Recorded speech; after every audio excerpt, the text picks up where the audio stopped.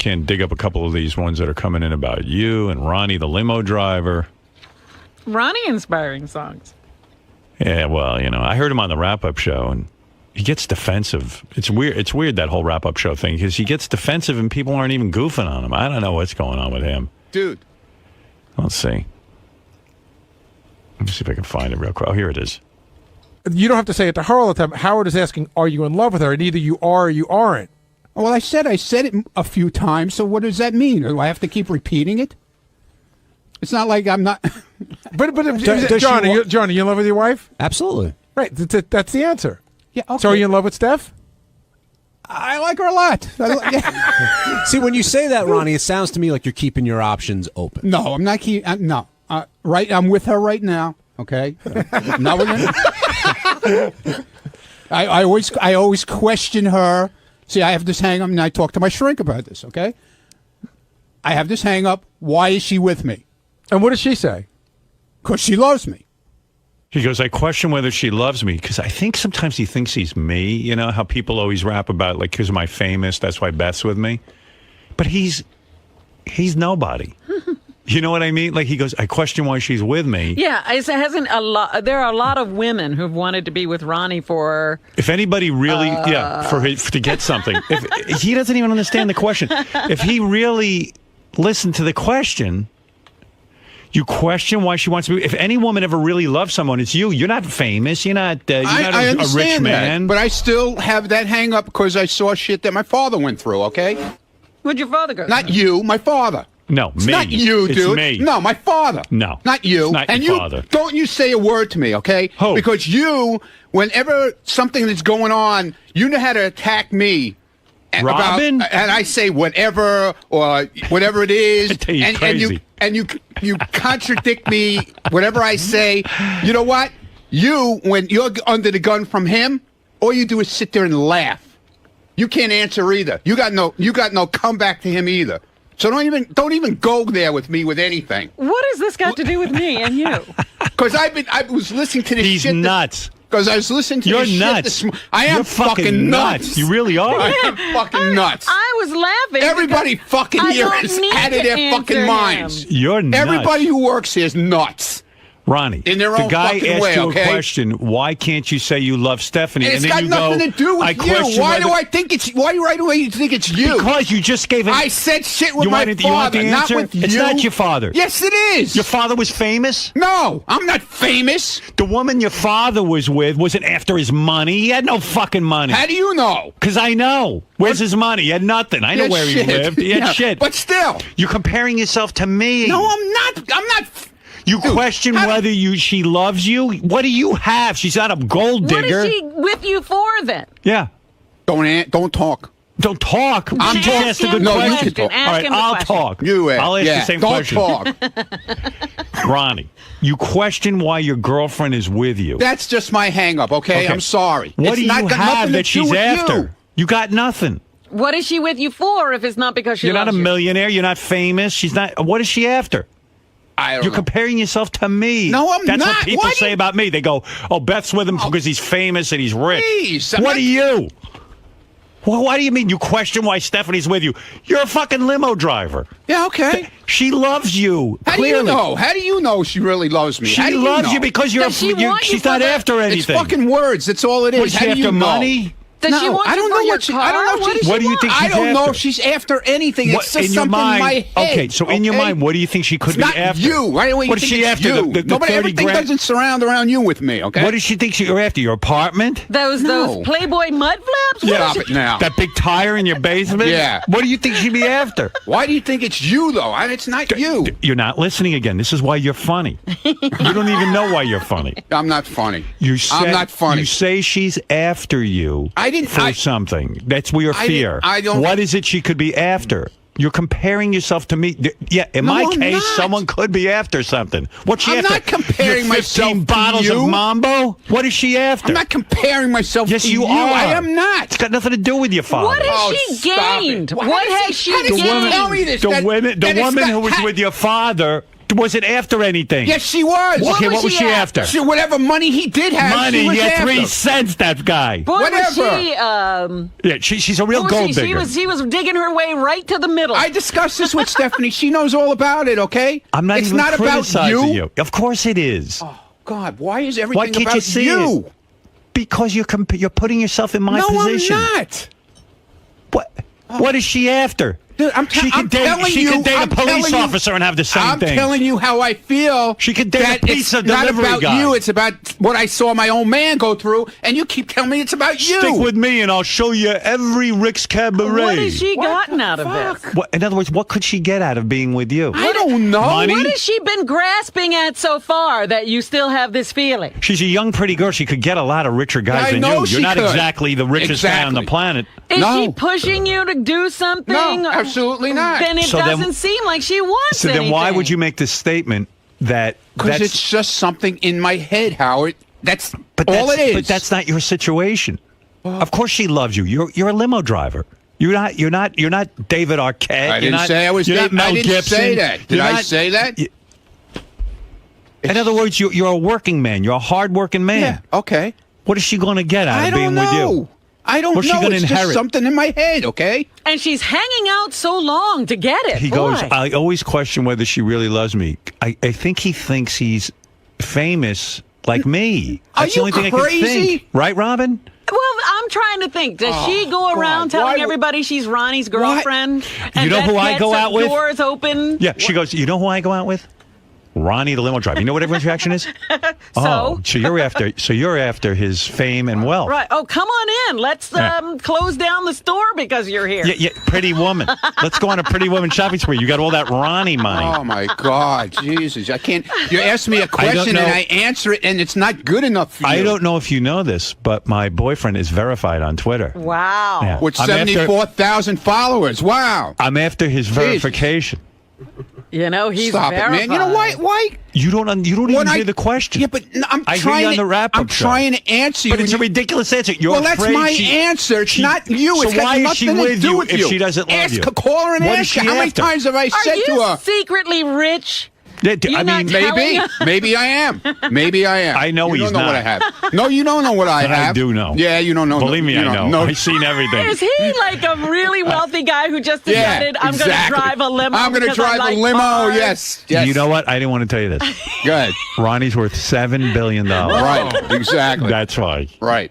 He's worried. Actually, I own all 23 Rick's clubs. Yeah. Nobody knows. Now Well, you act like I you do. understand. Yeah. Now I He understand. probably told her that. Yeah, I didn't tell anybody anything of the sort. Now stop it. All right. Thank you. I don't know why you don't get it through your head. It's just something that I have a feeling about. I'm sorry. God. And all you do is laugh. I got it. Okay? Well, when you're you're under the funny. gun, Well, when you're under the gun, look, all you do you- is laugh. Ronnie, your perception is so off that it's just Yeah, it's I'm funny. always Perception wrong. is so I am off. always wrong. Your I know. perceptions are so out the I know. Yeah, Out you're the just window. off. I'm I fucking can't even- crazy. I can't even I'm explain. telling you, I'm fucking nuts. All right, goodbye. You're annoying. You got to hear him on the wrap-up show. Oh, my It's the goodness. greatest. Oh, I mean- can't believe that he Oh. believes somebody's after him for. I still can't figure out what the for is. And for this- what? He saw his father go through that. No, he didn't. Father didn't go through anything. His father was a divorced man. He had a girlfriend. She was devoted to him, even when he was ill. I remember. Listen, I know Ronnie all these years. Well, that woman was hanging out, waiting until the bitter end. And you should see what she got. I to think she, get what was there. I think she inherited a $14,000 condo after putting in 30 years with him. Oh, okay. Yeah. Own place. It's But is not it, like she's whatever poor, you know? whatever your doubts are, what would they be? Wait, you got to hear this one. Are you guys in a monogamous relationship? Yeah, according to her, we are. Do you feel like you're free to see other women? No, Okay, so I'm not seeing anybody else now. if you had sex with another woman, would you tell her? Yeah, right. Yeah, I'm going to tell her. No, I'm not going to tell her. Would that be considered cheating? Yeah, Okay, so but you I'm do- not. I didn't. No, that's fine. That's what I'm just curious, like what you guys' boundaries are. We don't have any boundaries. Well, you have that boundary. Wait, so you're both free to basically do what you want to do. no. He goes, he's crazy. We don't have any boundaries, but I can't do this and I can't do that. He's funny, man. He's the best on the show. Better than anyone. Oh, my goodness. Oh no, not in that case. No. What in what case are you? I don't. Leave me Well, does that go leave both? me alone already? Does that go Okay? both ways? Like, if you can sort of do your thing, can she do her thing? Are you comfortable with that? No, she goes and hangs out, and she goes out with her friends. I don't know what she does. Can I take her out? No. You would be the last person. And by the way, that has to do no matter how old she is. Yeah. Why did you call Howard out on about her mom? on the age thing? You feel like he's picking on your age? He always picks on my age. And you can't say he doesn't. He says he doesn't, but he does. He brings it up a lot.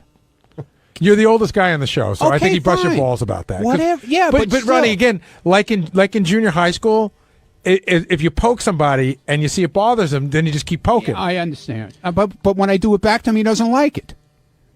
Because it's his He's show. old also, okay? But not as old as you. No, but I don't he's point still- that out to you. But he's still old. And he doesn't want to be old either. You think I enjoy being old? No. I'm just living my life, whatever's left of it. I think okay? you're enjoying yourself very Yeah, much. I am. I had a great time in Florida. We had an awesome time. It Now, was one of the best vacations I've had in a long time. when marriage came up, you said, That's definitely out. But That I can tell you right here. Hefner. He's Hugh Hefner. No, he's still being you Yeah, from I know. a few years right, ago. I know. He's still into that. He's holding that prize Right. of the Mund name. Right. No questions asked. That's out. But the moving in thing is on the table. It's a possibility. We've talked about it. You've been together 4 years. Yeah. When you say marriage is out, like, because I know a lot of people say it, but they still say, okay, I want to become a couple, and I want to live together, and I want the idea to be everything the same as marriage, just not officially married. Is that what you mean? Listen, if she moves in, that's it. There's no other relationship. There's nothing. There's not going to be engagements. There's not going to be put a ring on her finger for 10 years. There's not going to be any kind of But the diamond idea, ring. but if she There's does move in, the idea might be this is our lifelong partners. as long as it might last. do you think at one point she may want that stuff, though, Ronnie? What? A ring? She says no. And I told her it will be no. And if she insists, that it's going to be no, that she wants it eventually, then it's done. Wow. She's a saint. I told her no. Look at him. But Is those guys on Bubba said he looks like that mustache is from the Civil War reenactment. Excuse me. I guess he's Ron Perlman. Not Not Ron Ron Munn. Munn. Right. He's worried. She's worried she's after him for something. Oh, boy. What could she be after? She's with him. She's working 3 jobs, this girl. I know her. Yeah. She works her ass off. And he's worried that she doesn't love him. I don't think the Munn name opens even his door. He has Right. to open He's it worried. himself. I think he thinks he's famous and rich or something. He's living some sort of Something delusion. he's got, and she's going to Right. get it. She's going to get What are it. you talking about? Why don't you She's just got- change your name to Howard? She goes, what? Howard. Howard. Howard. Howard. Why? Are you crazy? You're crazy. Okay. Listen, she has her own thing. She does her own thing. She Wants works, the Munn name. She works 2 jobs. I know. Believe me, I know. You know? She's a hard-working girl. She ain't getting anything out of being with you, that's for sure. Yeah, I mean, she looks like a gold digger from the description. Right. And she's not. I can see that. I think she just wants to be. I think she just wants to be a Munn. Because you know I how. don't get you, man. I really don't. I don't. It's I know you don't. It's really something that's in my fucking head. I'm sorry. It's got nothing to do with you. Sure. I understand. I told you about this a long time ago. Yeah. You did? I forgot. I'm sorry. Oh, don't tell me we didn't talk about this. All right. We did. Okay. And you agreed with him? You Years were in ago. The car. Years ago. He's driving. I don't want to crash. He'll drive me into a lake, and I can't get out. You know what? He's so full of shit because we talk about stuff all the time, and he'll deny it from now until next year, okay? I'm not denying anything. Who knows what you say? Yeah, okay. All right. She's We're a- still trying Fine. to make it out. She ain't a gold digger. She's a dirt digger. Because believe me, you got nothing. I don't know what you're worried about. You don't have some mass fortune that she's It's after. got nothing to do with that. So why do you think she'd be with you if she didn't love you? What is don't she in? know. What do you think? What do you think she's looking for? Yeah, she's I not don't. I don't. It can't know. be the Munn name. The Munn name closes doors. It doesn't Right, open doors. Yeah. Listen. I don't People know. hear Munn, they close the door. Where in the world is he such a big shot? I don't. Maybe I'm the not. Rick's I didn't Cabaret. say I was a big shot. When did I say At I was Rick's a big Cabaret, shot? he What walks. is No, she I getting didn't out say- of- when she did I walks say it was a around big shot? bragging that this is her man? My man is Ricky, listen, yeah, I don't love Ricky him. man. I don't He's love Ricky him, man. but when he dies, I'm going to inherit his empire. Right. I mean, she's sitting there. She's talking about what a wonderful lover you are. She really enjoys being I with understand you. that. She's a great kid. She's a great girl, man. Kid, That's what's cool about it. you're a good kid. Hey, kid, get over here. Stop One it. day you play your cards right, you'll inherit my nothing. Right. You'll inherit this. My just- NASCAR memorabilia. You just don't get it. Sorry. What don't I get? Nothing. What we am I can't missing? get it. I'm leaving. What is she after? I didn't say she was after You anything. said you don't. You said you don't think she loves you. You're have I feeling, said I didn't. Question. I said you question I it. question it. Right.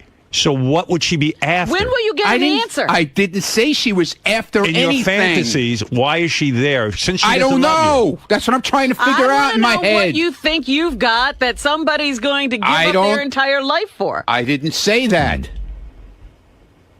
All right. I didn't say that. I really got to know what. Yeah, what I'm you think depressed now. They're after. Maybe I should go take some. How what is many that? other women Let me are drink after? some of that shit. What did you drink? I want to know. How many I other want to drink women some. are after Ronnie? Nobody. Maybe did you copyright that phrase topless? To No, your I did PLD? not. No, I So didn't. she can't even inherit no, that. I didn't. I didn't. Because dating Ronnie is her stepping stone to nowhere. Topless. To topless. Who said she was is a stepping stone That's for what I'm anything? saying. This is what you're saying that this is what's It's going got- on. but it's got That nothing she to must do be with that. into you because of where she can get or No, what I she never can get. said that. I never said that. Did I ever say that? Yes, you said I have a question of why she's with me. Yeah, exactly. But I didn't say that she's into it for getting money or whatever. what would she be I into it don't for? know. What That- could she be into it oh for? my God, Well, man. he does have a lot of Twitter followers. Yeah, she's going to inherit all of them. Do you go everywhere and people go, "Hey, there's Ronnie, the limo driver"? I mean, maybe that's what she's It happens. It happens. It does happen after. when we're out. Right. So maybe that's what she's after. Yeah, in your mind. exactly. Right. Oh, okay. Well, that makes sense. She wants to be. Yeah. No, you're it's so not. famous. I didn't say that. I never Then said what could that. it be? How could you? I got even- nothing. It's, You got nothing. You That's got it. nothing. So why would she be after? All right. Listen. We all agree on that. All right. Thank you. Yeah, Thank before you. Nancy calls in and says she's sick of hearing me, let me go. You know the girl from yesterday? All right. All right. She doesn't like it. I'm You know, leaving. Ronnie has like over 600 Skull T-shirts. Maybe that's what she's after. Ah. Yeah. Good Lord. This is what I deal with all day. He drives me around. He's going to lock up the windows and drive me into a lake. and you're going to be laughing. Ron, Yo, do you regret saying stuff like that that's in your head because when it comes back like on the next day after the wrap-up No, show and you're I don't forced to care. defend what you... no. But when Howard breaks it down logistically, there's no reason to doubt her love or to... Say that again. When Howard breaks it down logically, Listen, you know, dude, it's like... dude, listen to me, okay? You're not in my head. You don't know what's going on. You don't know what's going on in my life. What's gone on years before, okay? You don't know. So you can't even ask me that question. But I'm saying when Howard breaks it down... I don't care what Howard. He's not my fucking psychiatrist. He thinks he is, but he's not. He thinks everything revolves around him. It doesn't. Other people have lives. They have shit. They have problems. Their own problems, not his. Okay? Why when Robin laughs does it drive you so nuts? I mean, everyone laughs on the show. Everyone laughs at each other. Fucking bald motherfucker is here now. Having a bad day, buddy? No. No, man. It just makes my Twitter followers go up. Oh, all right. You know? It's all Just keep hammer, man. Hammer. Go ahead. It's all part of your master plan? Yeah, my master plan. This is my master plan. Sal, please come with me. Oh, you can't come and bother him. But Ron, everyone busts balls. Everyone laughs at one another. Why would Everybody's fucking nuts here. Don't you understand that? Well, why does Robin's cackle really? It just goes right through you. Because she sits there and knifes people left and right, through the back, through the neck, and then when she's getting on the fucking, she's on the fire, all she does is sit there and laugh. She's got no answers. Listen to what went on this morning. Listen to the playback. All she did was laugh through the whole thing. She can't answer either. Isn't part of Isn't what? Isn't part of her job though to fan the flames, to keep things Yeah, kind of fine. going? But she's as fucking crazy as everybody else around here, okay? Are you included in that? Chris? Yeah, I'm fucking nuts. All right. Check. You getting married? I'm not getting married. When did I say getting married? That's what these guys are saying. You told someone. Get the fuck out of here. When's the big date? This is awesome news. What's going Bullshit. on? Don't put fuck. You know, Doug, you're a fucking asshole. Get the fuck out of here. Don't put words in that goddamn idiot's mouth because he'll make a whole story of it. Who's going to Ronnie's wedding? Good morning. How are you? I'm good. How are you? Good. Welcome. Thanks. Very cool. Oh, let's see what's going on here. Nice. An ass first thing in the morning. That's what you need. Everybody needs to wake up to that. Exactly what you wanted to see on your Stern Show debut. Exactly what I knew I would see and wanted to see. Yes. Right this way. Right this way. Cool. Wow. Thank you. So what's going on with you? You have a new book out? I do. I have a new book out, and it's called Hell High Note. Wow, I'm really low in here. Hold on. Yeah, Howard gets you right into bed. Yeah, I just realized I was just in Howard's bed, I think. Yeah. I have a new book out, and I'm promoting it, and a new TV show coming out, Bottom Hit. Blah, blah, blah, right? Right. But more importantly, you're going to be meeting Howard for the first time on the air. I am going to be meeting. How are you feeling about that? I feel good. Contract player means Excited? I am excited. A little bit of nerves at all? I'm really nervous because I think he's really funny. And that must have driven because when you would get offered roles, I'm kind of good at. I'm a good sport. It's kind of a beautiful thing too because you're guaranteed. I'm also work. from New York, so I think we're gonna get along. You're interesting. You've worked with a bunch of very talented people. You're very talented yourself. You've been on American Idol. Sex and the City? No, I'm not. You have a good conversation to be had. I do. I think it's going to be. I don't know if he's spoken to people that have been on Idol. I don't know if people, Randy or any of these guys. A while back, a long time ago, but a lot's changed since they've come in. I think that was like 5 or 6 years ago. So. Yeah, I mean, it'll be. I'm interested to see what he asked me. I'm sure it's going to be funny and tough at times, but I'm up for the challenge. Didn't I see him coming in? Is that you? That's me. It's good. I don't like it. All right, then let's take it down. Take it home. Let's take it down. Forget this. I'm not going to look at this anymore. We're over that. Come here. We're going to put your head here. My head there? Yeah, just put your head right there. Good. Just stand here for the next 10 years. That's nice. That's much better. Thank you. I like that. Thank you. Let's see now. Let's really see if you look like this. Oh, he's way hotter. Oh, thank you. But he's better. He's better looking. That one I actually like. That's a good one right there. Okay. I like that. All right, let's put this back. You sure? Yeah, I'm pretty positive. You don't want to take it home? I don't know. Will you sign it for me? Sure. Where will I put it though? I don't know. That's up to you. Ronnie working his charm on you already? Yeah, he's giving me this. That's wonderful. So you don't mind if I take I this don't. home, right? I actually would like you to take All it. right, I got to leave you though because I'm married, but I'm going to take this home with me. Thank you so much. Really appreciate There it. goes my picture. No worries. What about this one? Why don't I take this one? That's Jeff the drunk. You can have him as Oh, I'm well. gonna take him too. Good. Do you All like right, veggie, thanks Nick? guys. See you later. I'm thinking that the value is what? I don't know. That'd be at least 6 figures. Probably. Yeah. Couple mil. The detail and the goatee And is also, unbelievable. I'm gonna go home and actually do my own kind of thing on it. Your own interpretation. Yeah, well, after I've spent some time with him, I'm gonna figure out what color would go best, like right across his mouth, and maybe put a little thing like a handkerchief there, because that may make him look a little slobber. Yeah. I'm wondering if I should also give him a gold tooth. That would look good. I think that'd be hot. Yeah. Actually, let's work on that now. Don't you think I should? Yeah, deface it a little bit. Do you think I should do that? Yeah. You wouldn't mind, would you? No. God. We have enough Ronnie around here. We don't need... Ronnie! Can I give you a black tooth? For sure. Ronnie? No, you don't want to ruin my picture. Oh, Ronnie. Go ahead. why You would can do ruin it. your You can do whatever you want. picture? I'm a big fan of yours, so you can do whatever you want. Ronnie. I thought you were great on Idols. Oh, thank you. I really appreciate that. Oh, Ronnie. Ronnie, I'm really liking you now. See? I know how to work it. You do. I bet you everybody knows how to work it here, so that's... Not really. Really? Not like really. you, Ronnie? I have the charm. Oh, does this guy have a zit on his nose? Yeah, and he has one on his ass too. Oh, I don't want to know how Just you so know you that. know. I don't want to know how you know that. Well, That's okay. okay. I love that. my wife just stopped by. Hey, I'm glad you stopped by because I'm going to get Cara DioGuardi is here too. DioGuardi. Cara DioGuardi is here, and I want to talk to her. But as long as my wife is here. I smuggled a dog in. The dog, Can you believe it? The dog you brought into this building from North Shore Animal League is the cutest dog I've ever, officially the cutest dog I've ever seen in my life. What is that dog? This is Duncan. He's 10 weeks old. He's a Basset Hound mix. He's from one of our southern rescues. I just want to, I know you have Cara. I just want to say North Shore Animal League America in Port Washington, we have our huge adopt-a-thon event this weekend.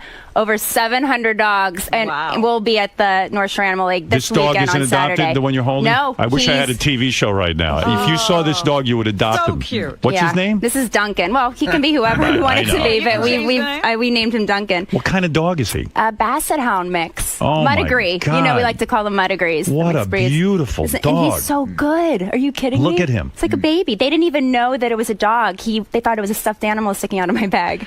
In the building here, because they don't let dogs up. How old is he? 10 weeks. 10 weeks. Oh, neutered, completely ready to go. He'll be available this Saturday. I love him. Yeah. See, I don't know how you volunteer there because I see these dogs and they don't have homes. This dog breaks my heart. Well, the beauty of North Shore Animal League is that every time I go, it's a new crop of dogs. So I know that these animals are being adopted. People come from all over. The only thing that breaks my heart are the adult dogs that are still there. And I just say, when you're there looking at these cute puppies, go to the adult dog area because they're already trained. What is your name? Your name? Beth Stern. It is? Yeah, I just got interviewed by Lisa G about that. Oh, okay. Because I said to Robin this morning, I don't know your name. Because I said, what is he going to do if he has the... I read a press release, not a press, I read a news article yesterday that said you have a new TV show. Yeah, I don't know why they're press releasing right now. It's a pilot, but apparently TV Guide Network is really excited about it. And it's called Gossip Cop. Yeah, it's a website now, gossipcop.com, where they debunk celebrity rumors. So I think it's a really great message, and people can go to the site now, but now it's going to be a TV show. But they say your name is Beth Ostrowski Stern. And then even last night when you were reading it to me, I said, I've given up trying to figure out if you're Beth Stern or Beth Ostrowski Stern. What would you like me to be? Me? I mean, my vote is Beth Stern. Okay. Because I played a clip this morning of some guy mangling your name, and it's like the guy. What did he call Beth Ostrowski? Or Trotsky. Is it really hard, Ostrowski? Yeah, it's a hard name. Why don't I legally change it and then I thought you did. No. Oh, you didn't? No. So legally, what's on your driver's license? About the Ostrowski. Oh. Yeah. Well, why don't I legally change it, and then there will be no more questions? Yeah, but you got to say to people, I want to be introduced as Beth Stern. Absolutely. I will announce it now. Please introduce it. Yeah, because I'm going on Fox I was on Fox and Friends just now. Now I'm going on Good Day New York. I will tell them to introduce me as Beth Stern. Thank you. And LX this afternoon. Yeah, I just want to know what your name, because people say, well, what is your name? I go, I don't know. Because I don't know my wife's name. Well. Now I do. Anyway, everybody come to North Shore Animal League this weekend. All right. And I love have you. fun I with love that Cara, dog. And that is a beautiful dog, Duncan. All right. All right. I and love honey, you. wear a name tag because I don't know your name. I love you too. See you at home. I'll see you later. And she is one of the hottest Jewish women in the world, by the way. I don't know if you know that. When did you become that? There was an article that says she's on a list. Aren't you on a list that says you're the hottest Jewish woman? Yeah. Hey, take a picture of that dog and put it on Twitter. That is a great dog. If you see this dog, you will adopt this dog. Wow, what a dog. And feels good, too. I just gave her him a little pet. Right? Such a soft coat. I'm tempted to take that dog. I like him. That is a beautiful dog. You could not go wrong. We got a house full of pets, though. No, you don't. You got 2 cats and a dog. That's a house full of pets. That is not. Cara DioGuardi. DioGuardi was on American Idol for 2 seasons. Yes. And I don't know what happened after that. To me, let me look at you. Cara, let me look at you. Put down the picture of Ronnie. No, let me look you over. Let me look you over, baby. Cara is dead. There is no Cara anymore. Cara? Cara. Is it Cara? It's that Cara. guy called me Cara. Cara. You're so Simon. annoying, Cara. Oh, that's It's Cara, man. Can I get my name back, please? You got a great body. When you took your clothes off on American Idol and you went into the bikini, and I know in your new book there's a whole chapter on it, because it was traumatic for you, right? But I got the impression at the time that you really wanted people to see how hot you were and how hot your body was, right? No, what it was they had this great idea, and they were like, all right, you remember Bikini Girl? We're going to have it back on the finale. And you're going to be in a bikini and come out, or you're going to be in a dress and come out singing, and then you'll show everyone. I loved it. I changed my whole opinion. It was a great idea, and I was like, oh my God, that's awesome. And then I was like, well, wait a minute, who's doing that? And they're like, you. I'm like, no, whoa, I don't even want to go to the freaking beach in my bathing suit. Okay? Is that true? I mean, here you are, the woman who wrote songs for years. You never got to be the person in the front. You never got to be the front person, so to speak. You'd write these songs for other people. They'd have huge hits. Suddenly, on American Idol, they want you in a bikini. You're going to be on the stage. Everyone share. I would think this is your dream. Really? I wet myself. Okay. What do you mean you wet yourself? I was so nervous. My manager was like, "Honey, do not wear a white bathing suit. You better wear a black one," because he knew that I was so incredibly nervous. And you peed in your bikini? Yes, a little tinkle.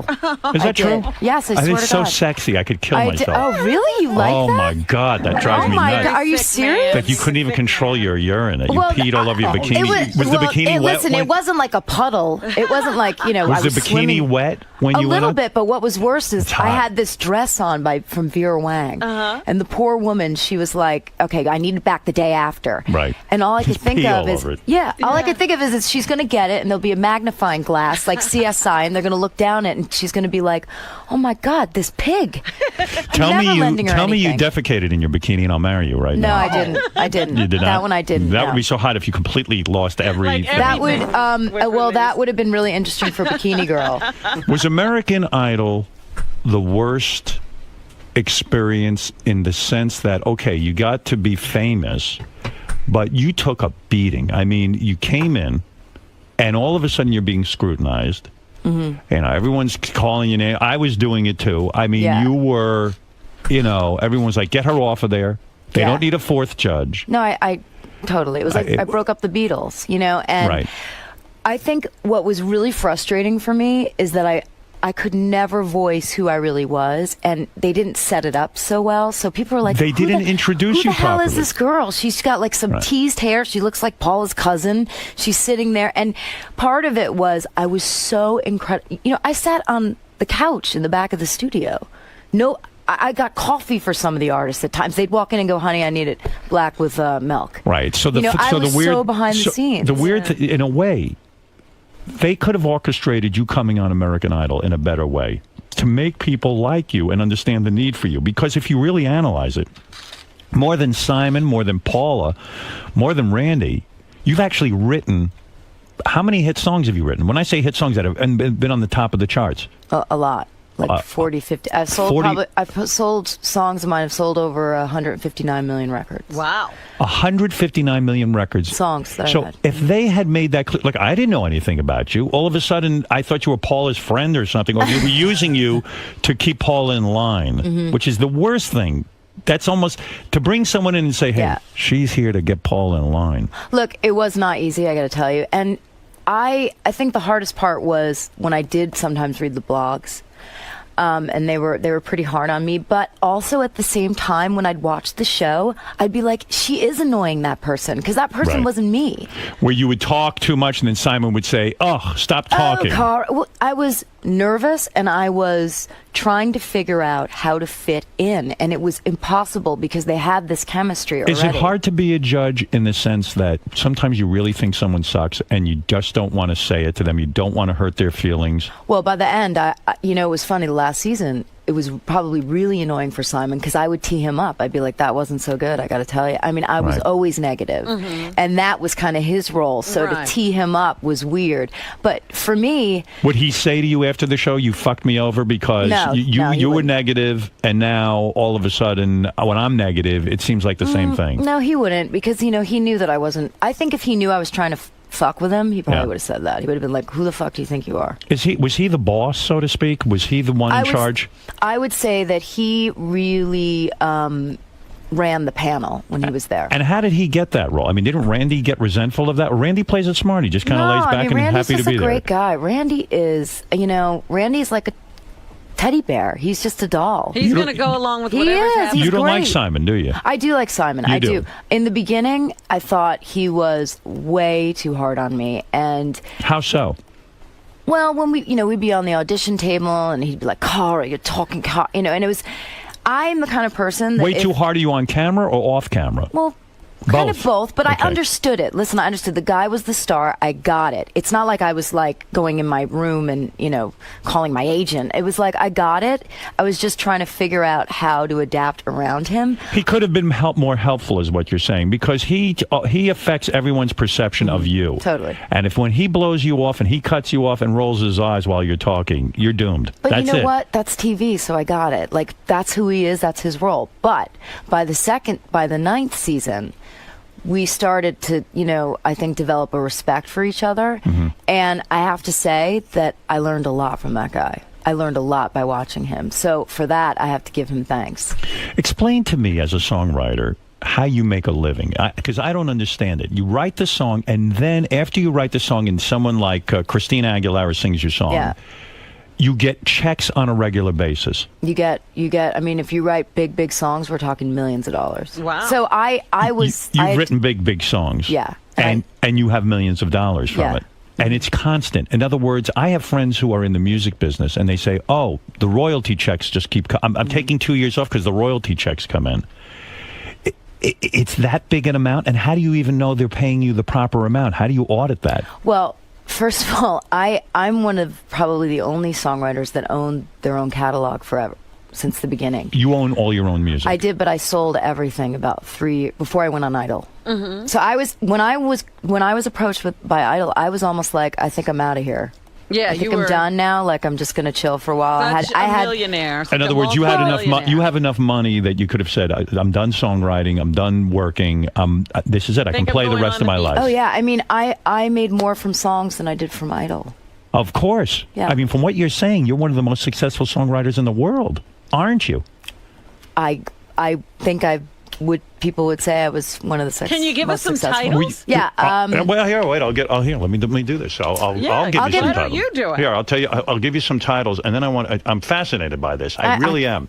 How do you know they're paying you the proper amount of money when you're? Well, you check it, and I mean, when you check it, who do you check it with? I go to BMI. I go to performance rights societies, the record labels. I also. How could you really know that you're being paid properly? You really can't. Well, you audit them too. You do. Of course. And you've done You want that. to know this? I am the only person in the history of the music business that audited a company and they had overpaid me. Who was the company? I had to pay back the money. Who was the company? EMI. EMI. In other words, they'd sent you royalty checks. Yes. You checked. I had to send back money. Why did you tell them the truth? Could you have lied and What just? do you? They found, because when they go through the books that you have to disclose. Yeah. Oh, Can you imagine? Have you ever audited and found that you were owed money? No, not yet. Because you know why? I register my songs. See, a lot of writers like to go, "Oh, I didn't get paid. I didn't get paid." Did you register your song? What does that mean? They go. You have to put it in with the company. If you don't, they don't know to pay you. I see. You've got to keep an eye on your songs are your children, and you have to keep exactly. And I'm a business person. I own a publishing company. Does it kill you inside that you don't get to sing your own songs? It would drive me insane. I mean, I always felt bad for the guy in the band, Robbie Robertson, who wrote all those songs, but he couldn't sing them. At least he got to be on stage and play the guitar. Right. Is that the worst part of this whole experience in your profession? I mean, I wanted to be an artist in the beginning, but that didn't work out. So you hate singing, don't you? I hate performing. Because your father ruined it for you. Well, I don't want to say he ruined it, but he pushed me as a little kid, and I kind of, I talk about it in the book. I had stage fright. I definitely Your had dad stage would fright. say, Cara, get up there on the stage and sing. Yeah. And that freaked you out. It totally freaked me out because I was a perfectionist, and I was more about, like, am I going to get it right? Is it going to be great? As opposed to loving it and being in the moment. But I have to say, I thank my dad for that because it got me ready for American Idol. You make that good, that your father would force you up on a stage to sing. Well, when you're in front of 25 million people live, thank God I had that kind of experience. Did you ever go out and perform some of your own songs? Will you ever sing your own songs? Well, that's sort of how I got to writing the book, is I was doing these shows where I was singing the songs I co-written and telling the stories of Is how that what they you came did? to be. Because of American Idol, you probably said, hey, I could go out and do a little show and people will come here. Like Burt Bacharach Well, used to my do that. manager forced me to do it again. Burt Bacharach couldn't sing his own songs, but he became such a known personality as a songwriter that he could go out and people would say, okay, I'll maybe go see him. he can't sing it so great, but that's it. Are you a good singer? Asked me to sing one of my songs. All right. What's your biggest song that you ever wrote? What's your favorite? Well, I love Sober. Sober. That's the one Pink did, right? Yeah. So when she's on the radio singing that, and you obviously can sing, do you ever say, why didn't I just record that song? No, I say thank God for that bitch. I love her. Really? You don't want the spotlight? No, not like that. I love singing. I do, but What do you mean you wrote that song? I mean, you wrote all right, the music. let me tell you what it was. All right, Okay, let me tell you understand that, it. because this is important. You know, a hell of a high note gets into this. It says, you know, because there's been all this stuff in the press about all these things that I've been through. But why it discusses it is because every experience I've had and everything I've gone through has been put into my songs. So I had an eating disorder. Okay. Yeah. Okay. So we go to write sober. You know, when you have an addiction. What do you mean you go to write sober? Is that you mean you're with I get Pink? a call from Pink. You write together in a room. Exactly. So I get there, and to be honest with you, it was the second time we'd met.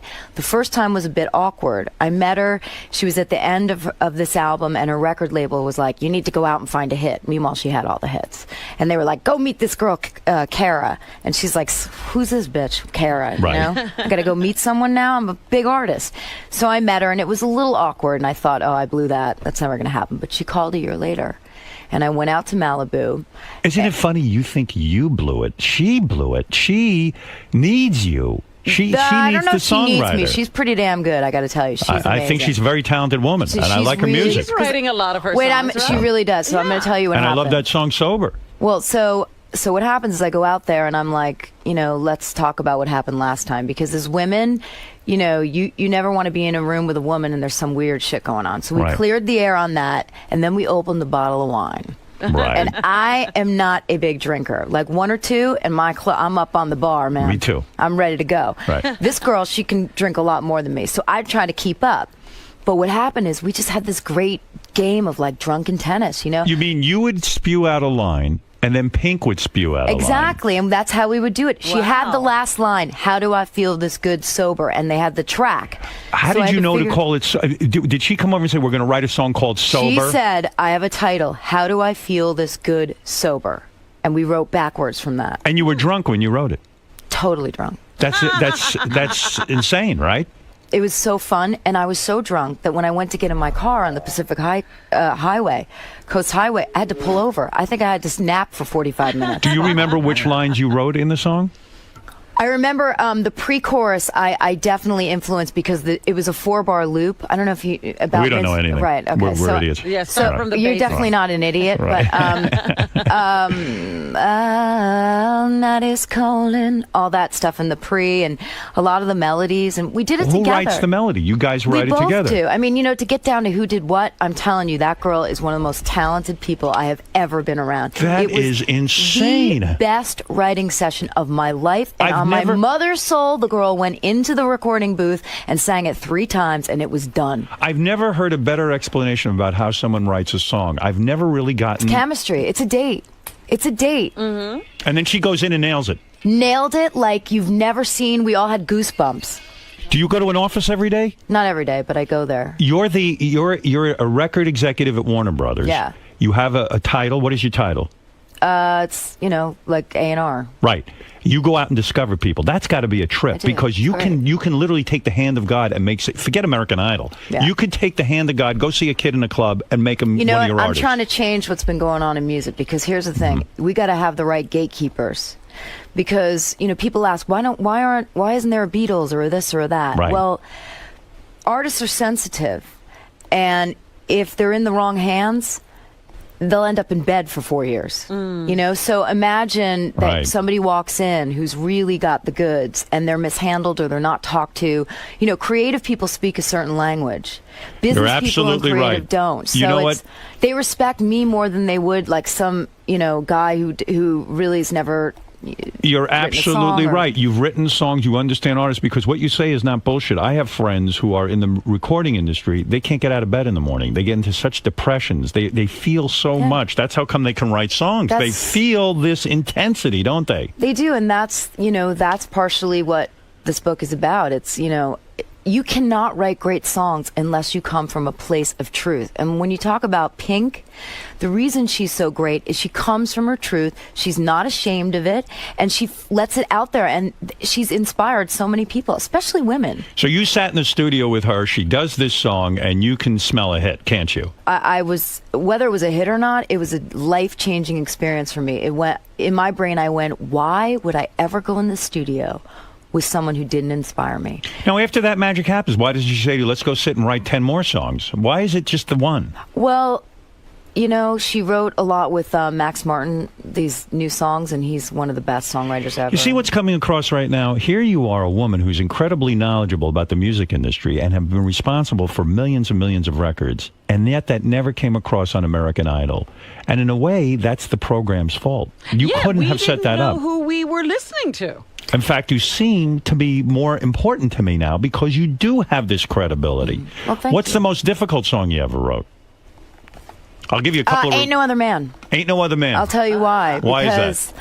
Who did that, Ain't No Other Man? Christina Aguilera. Yeah. I wish I had that to play right now. Yeah. I'm sure I'll you tell can you why it find was it. difficult. Why? Okay, let me see if I can clearly state this. You know when you go into karaoke bars? Yes. You know the track, the music they put on? Right. Well, a lot of times today, producers will give you a track. It's already done. The music is sounding great. It's ready to go. Okay? You have to write the top line, which means the melody and the lyric. Right. She had this track from a guy named DJ Premier, and it was going, do your thing, honey. Do your thing, honey. And I was like, oh my God, shut that bit. I'm going to kill myself if I hear that one more time. Right. And Christina's going, this is my single. And I'm like, girl, you are out of your mind. That is not your single. That is like the worst thing I've ever heard. She's like, I'm telling you, this is the single. She knew. And I'm like, how is this the single? Who is this annoying person who keeps saying, do your thing? And she said, I'm just telling you it is. And I had to get out of my own head. And this is really interesting, actually. She was in a great marriage. And she was feeling really positive and really loved. And I was in a shit relationship. And I was blocking the words for Ain't No Other Man, the feeling, the intention, because you it was were healthy. Right. It was happy and it was healthy. You weren't in that place. And I have been in that place, but in that particular moment, I wasn't. So, You married now? yeah, to a great guy. Who is this guy? His name's Mike. Probably doesn't even work. He probably has you He feed did him. work. He was a teacher. Look at this. Look at this fucking guy. He was a teacher. And He's a good let me guy. tell you, he totally works. He's operations. Operations. What is that? Well, Operations. in the house, we don't have any help. We don't have anything. Oh, so And he's. So I go, operations, I need you in the bathroom and down the income. And he comes upstairs. Is it hard to respect a man who isn't powerful, who like you, who Dude, doesn't that guy have? is so powerful. Are you kidding? He But you can- know what I mean. A man is defined by his Outside, job. outwardly, you need a powerful Absolutely man? not. And You let don't me get tell you- resentful that he stays home and doesn't have to earn the money? I think he deserves a medal for dealing with me and my life. Seriously. Really? And doesn't he feel inadequate in some way? Because He is so supportive. He's so happy that do I'm you out give there him doing cash everything. every week? He works. Oh, he does work. Well, he works on we have a bunch of properties, so he's like, he just finished 3 bathrooms. He was away for a month doing them. He works hard. He digs ditches for the house. But you have to pay him. He's doing a job. I got to pay somebody. How do you pay your husband? What do you decide to pay Oh him? God, I can imagine how you think I pay him. No, do you pay him well? I pay him what normal In people other words, get he paid. needs $5,000 to go buy himself a leather bag. Does he have to come to you First and of say, all, he ain't buying a leather What are you bag. talking about? I don't know. He doesn't You know, come to me. He has a his piece of own money. luggage. He owns properties too. He has his own money. He has his own money. Yes, he does. All right, take it easy. Oh my God! I mean, come on, man. You're getting defensive. What did I do wrong? You're attacking her husband. She should I'm be not defensive. attacking. I'm asking. Does he have access to your money? Is there a joint account? No, There is not. Of course not. no joint account. How long you been married? 2 years. You got kids? No, I'm trying. No one today can have Can't. kids. I know. I've been having a lot of sex, no kids. A lot Well, of that's sex. good and bad. Bunch of IVFs too. Oh, You've really? Don't do that. What am I supposed to do? So don't have a kid. Well, I may adopt. Yeah. Get a kid You from can adopt Malawi. me. A I think I'm Malawi. going to adopt Ronnie. Where did he go? Ronnie's not the guy you Ronnie want. left. He's looking to be adopted. He is. Oh, you did all the in vitro. You want that baby. I tried, yeah, but It's hard. it's really hard. What do you think it is? Maybe you exercise too much. No, I don't exercise too much. I think honestly, trying to get pregnant when you're on a live TV show is impossible. So maybe you need to chill a Stress. little bit. Yeah. I did. I chilled. I gained some weight. went through the process of it again. And the in vitro is a very painful experience, isn't it? It's, you got to give yourself shots. In your asshole. Not in my asshole. How could you shoot into an asshole? You can't It's a hole. do that. Into your vagina? What? Stop it. Where You're do you talking shoot this stuff? a hip Into or your a thigh Oh or my stomach. God. What? Stomach. Into your stomach. Yeah, right here. I just do Let me it right see. here. Show me your stomach. No, I can't do that. Lift right up your now. dress. No, And I'm not show going me. to lift up my dress. You know you No. want to. Oh, God. Did it drive you crazy walking around Los Angeles all these years being this incredible songwriter, selling millions of records, and nobody knew your face? Nobody knew who you were? No, I God. think what was most important to me, honestly, was being financially independent. Yeah. I see. It was about being able to work and make money and be successful. Being able to stay in music, which was what got me healthy, like writing and dealing with my issues. Being able to do that as a living and stay in it and actually make money from it was my primary goal. Who has why complete? take American Idol and then step out? Because how do you say no to America? It's like, It was- do you want to go on American Idol and be a judge? No. Who approached you on that? The producers did. They knew of you. They knew of your They reputation. knew of me, and it's funny because you never saw that side of me on the. They knew of me. They as very- reduced you to a joke. Simon took you and really kind of made you like you're not that important. Meanwhile, you're doing way more in the music business than he is. I don't know that he reduced me to a joke. I think what was happening is, where was my role? I didn't have a role. And Yeah. you know But what? they And an also- industry executive, by the way, because that was my role. Who the hell wants to watch that? That's boring. I don't hate think so. You're a experts. songwriter. We sort of heard that, but nobody ever really knew your credentials. What artist has completely ruined your music? You wrote a song, you knew it was a hit, they took it and wrecked it. I can't say anyone's ever wrecked a song. Who blew it? What song do you think you wrote that should have been a hit and wasn't because so-and-so recorded it? I got to think about that. Well, you know what? I'll say one thing. There was a song, and it's not because of the artist. It was because sometimes what happens is the people running these labels pick the wrong, not all of them, because I actually love Warner Brothers. I think it's a Right. great label. But sometimes they'll pick the wrong song for an artist in the wrong genre. And I'll give you an example. There was a song I wrote called Lost by Faith Hill. It was a great singer. Right. But it was too pop, the song. It's not going to fit in country. She shouldn't have been the one to sing it.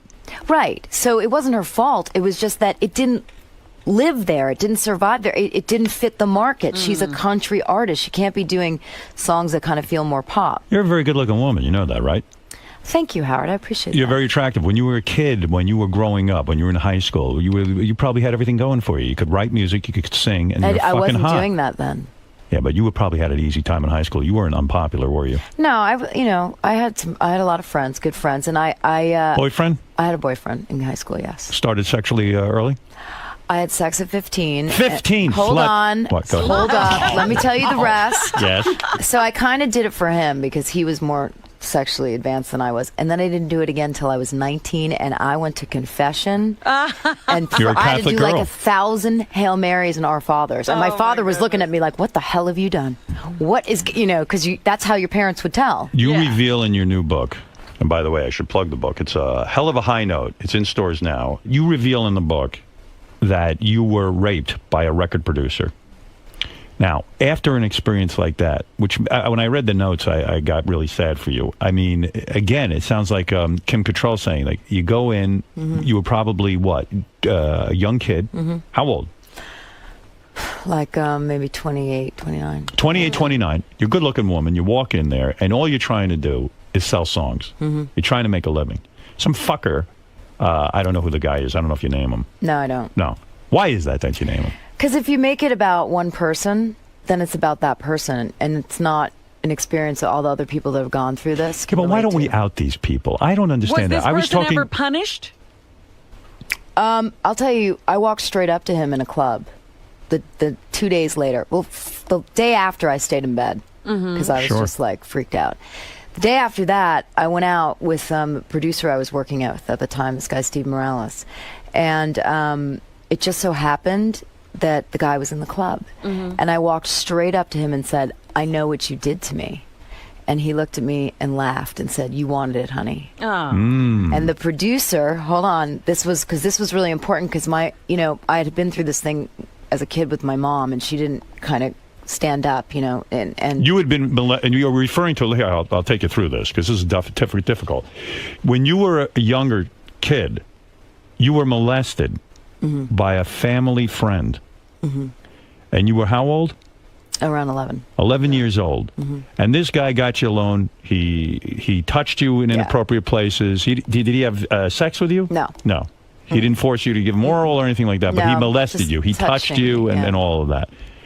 And so when you went to your mother looking for protection, you said, Mom, this is happening to me, which most young girls don't. They're afraid. Because usually the molester says, I'm going to kill your parents if you tell, and this and that. But did he try any of that on you? No. So you went to your mother. You trusted her. And you opened up to her, which is difficult. She basically ignored it. It was, when you feel unprotected by a parent, I think what happens is in your brain it goes to, I'm not worth anything. That's right. So I had to kind of build my self-esteem. But in my mother's defense, she was very Catholic, repressed. My parents never said sex until I was like in my mid-20s. Why does every person who isn't protected by their parents somehow build up that in defense of my parents? Well, There's let me no tell defense. you, I discussed it with my mother before she died. Okay. My mother was sick for 7 years, so I had a long time to get through And you this. took care of her. I did, and I forgave her. It was the kind of thing that I know it weighed heavily on her because now that I've written this book, a lot of her friends Kara, have called and talked about what it. was her response when you said, Mom, why didn't you do She something said, for me? I wasn't strong enough, and I'm sorry.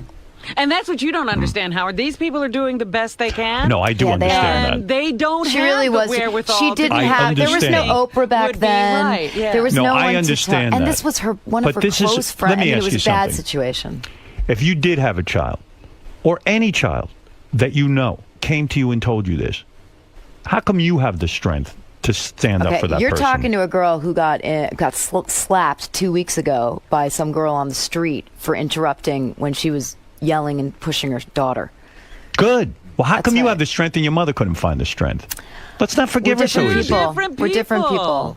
Two different We're different times. Why do we have to forgive? Because if you don't forgive and you don't let it go and get past it, it's just going to eat you alive. I've moved on from it. You're looking at a guy who's eaten alive, and let me tell you, You know something. what? I'm You still look pretty standing. damn good. Goddamn right. You look pretty damn good. Are you enjoying it?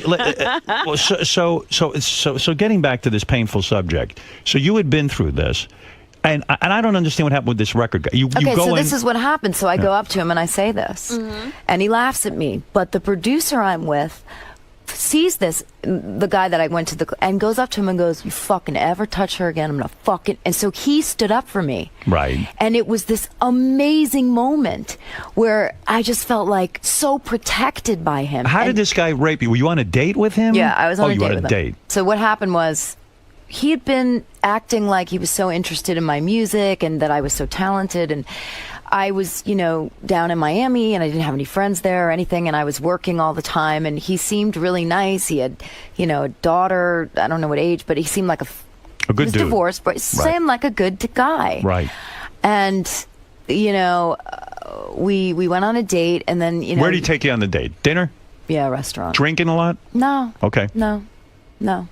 And it just, at the end, we went back, and I guess... Where, his room? No, he walked me to my apartment because I had rented an apartment, had an apartment there.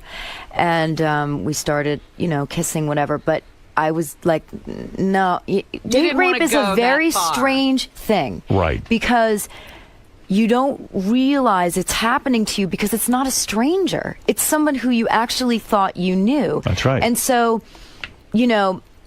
before I knew it, he's like, it was just He's you're kissing frozen. you, and then all of a sudden... And I'm like, no, and you said no. a million times. And he kept kind of pushing it. Yeah, and then And he pushes himself into you. right, I'm not sure that he. I don't think there was, You don't think there was penetration? No, there was that, but not. He didn't. Come or Yeah, something. he didn't come. You don't think he came because No, what? 'cause You threw then him I off was you? like, then I started. I think to it got awkward. It got weird, and you just said no, again, and then get finally, off of me.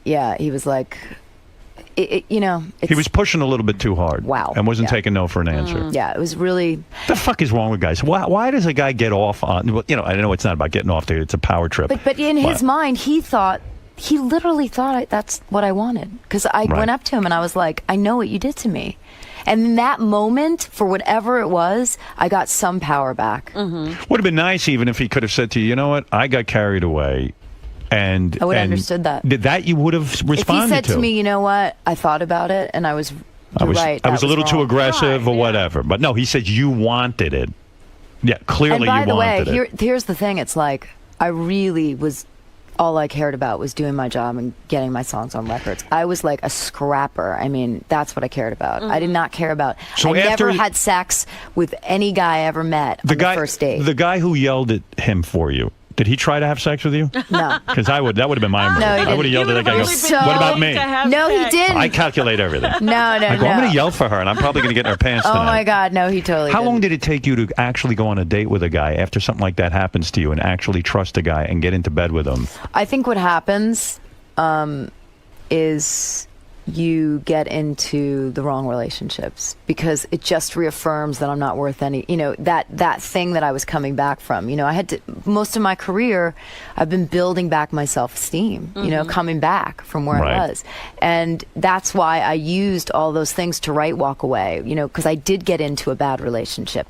But I finally got it right. I'm with a great guy now, and that's why this book, I think, is important. Doesn't date rape taint every relationship you have with a man? Aren't you sort of expecting that every man is an animal? I think what it does is it makes it very hard for a person to be intimate. To truly, like, it's one thing, when you first meet someone, you've been dating, and then you start having sex, right? And it's like that new thing. But once it becomes like something you've been doing with them, it's the intimacy that keeps you together. I love that challenge. I wish I had met you right after that. Really? Because I love the challenge of making someone feel trusting. That's the strangest thing you've ever heard. I've done it 3 or 4 times in my life. Really? Absolutely. I'm terrific at that. You're I'm a cleanup batter. Date after date rape. Many women have come to me after date rape and said, I'm talking with them. They tell me about it. And I go, now here's a challenge for me. Oh, my God, you're a sicko. I love it. I never knew that about you. I nurse women back to health. You do? I wish I could have nursed you. I wish I'd known you. I wish I knew these women. I don't even know them. I know. Oh, God. The book is called A Hell of a High Note. It's in stores now. Carol will be signing copies of her book at the book review in Huntington, New York. This is a very important appearance, and you will get to see her. You will sign everything, and you will sit there and sign everybody's book, right? Not only will I sit there and sign it, I'll take pictures and photographs. And will you kiss them? Talk. I hug and kiss all of them. You do? Not French. No French kissing? No, just well, then you haven't gotten over your situation. No, you're right. You need God, me to... what kind of a book signing would it be unless there was tongue? Total orgy. I had anal with all of the people online at my book signings. Really? Absolutely. Oh that's why you're my ass was weird. so sore. I know. That's why. That's what's going on. May 7th at noon at Book Does she Soup. still have people coming up and singing to her? Yeah. Because you know what's so cute? You're going to be on a new show, right? You're going to have where you're a judge. I had judge on a songwriting. But this makes sense because it's a songwriting competition, and you're a songwriter. Yeah. So this should be good for you. It's really, actually, it's a great show. Maybe you'll get to shine. And you like this better because it's pre-taped, so that you feel it can be edited. And yeah, that's got its own issues because I have a lot to say, but they edit everything down. What the fuck is wrong with Paula Abdul? Go ahead. Really, what is wrong? What are you still friends, or you got? Did the I just saw her 2 weeks ago. American Idol experience ruin your friendship for a while? I think it was tough for Paula to arrive on set one day and then for them to be like, "Oh, by the way, there's fourth judge." Like you were very this is interesting in your book. Your book makes a lot of interesting revelations.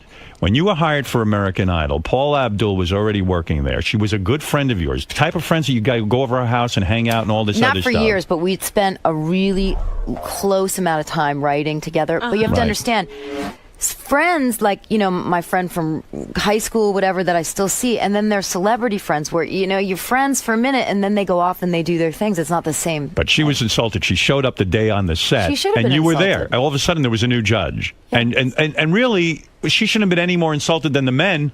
But she was, because she was a woman. You were the new woman judge. Well, I'm sure Randy was sort of like, "Hey, what's going on here, dog?" Why didn't they sit them down and tell them? What were they afraid of? I really don't know. And she was angry with you because you didn't call her ahead of time and tell her. But as you say, hey, I wanted the job. I didn't want to lose my job. She never said to me, "Why didn't you call me?" She was more like, what the hell is going on here? Like, there's some crazy I mean, it was literally like they were relighting the table. Where did you see her a few weeks ago? At the awards, the Logo Awards. Logo Awards. And she was friendly with you? Yeah. Totally. We said, hey, how you doing? You know. You're telling me they surprised Simon too with you as a judge, or they didn't tell him ahead of time? They told him. He knew. He gets to know, the other two don't. Oh, no wonder they were going nuts. Paula is probably devastated. Her show went off the air. She was a judge. She was going to do it on her own, and now, boom, over. I think she's going to be on X Factor. Simon has said he wants her for X Factor. Oh, he does. Supposedly, the negotiations haven't started, but he definitely wants her. Do you believe that Paula Abdul has never been on drugs? I think she said that she's been not on like drugs like pot or coke. I think she said she's taken some pills for her back. Do you think she's loopy? I think that Paula is creative, and I think that, she's just, that's her energy. Sometimes. You don't think it's ayahuasca or any of this stuff? What's ayahuasca? You know full well what it is. I swear to You've God, never been to Peru and had an ayahuasca treatment? What? It is a leaf. It's an herb. An ayahuasca? That's right. I grew up, my parents said marijuana, so I don't know. Ayahuasca is the new thing now. But it does say in my book how I got, You got stoned at Paula Abdul's house, and she claimed the pot brownies you found in her refrigerator were put there by someone else. Do you believe that for a minute? I believe that 100%, and I'll tell you why. Why? Because they were frozen there, right? Nobody knew what the hell they were. The maid took them out to de-thaw them. And then she ate one and ended up in the hospital. I ate 6. I couldn't even walk. For 3 days, I missed Father's Day. My father's like, what the hell? You got to be in the music business with a bunch of drug addicts. You're a wild chick, I bet. I bet you that, you revealed a lot in your book, but I bet you've probably been with another girl. I've kissed a girl. Yeah. And I liked it. You've kissed a girl? You never got full blown on lesbo I kissed a girl. Ever been to an orgy? No. Ever have 2 guys at the same time? Hell no. Nothing. What's the weirdest thing you ever did sexually? Anal. You said that. I didn't say that. You're not up for that? Oh, God. What was that? That's you clearing out. Oh, my God. It would be way louder than that. When you make love to a man, will you ever play with his buttocks? Oh, yeah. You will. You'll put a finger in there. You will, won't you? How dare you? You do? You have the most fun job, Robin. I do. Literally, this is the gig right here. I used to think it was Kelly and Regis, but now I'm thinking this is the gig. This is the gig. This is the gig. This is We're all the having a party. Can you make that sound again? No, not with that. That one. That's actually me. Oh, my God. That's like music to my ears. Sometimes do you ever say to yourself, I imagine it was really difficult in the beginning to get credibility as a songwriter. Like someone's going to go, who's this person? Why would I sit there and write a song with them? And also with a name like DioGuardi. I mean, it's a nightmare. Cara DioGuardi. For How TV? did you get your credibility? Did you have to write a song on your own first, and then when you have a hit song first, and then the people will write with you? Not just one hit song. You got to have a few. How many songs did you have to write before you actually got credibility, where people would turn to you to help them It was write? the Enrique Iglesias record that changed my life. Enrique Iglesias record? Oh, this cat, man. Forget it. What did he do to you? You know what he did to me in the Jingle Ball down here? No. What? So the first year after I do this, I write the scape. I said to him, he said, I'm doing the Jingle Ball. Oh, yeah, Jingle Ball. In Madison Square Garden, everybody there. I'm like, oh, my God. He's like, you come. I'm like, great. Yeah. And we get there. He's like, you want to sing the backgrounds? I'm like, the backgrounds, you mean on stage? Yeah, you sing the backgrounds. You wrote the part. You could do it. I'm like, all right, great. But just cut the mic so no one hears me, because I don't remember all the parts. So I get up.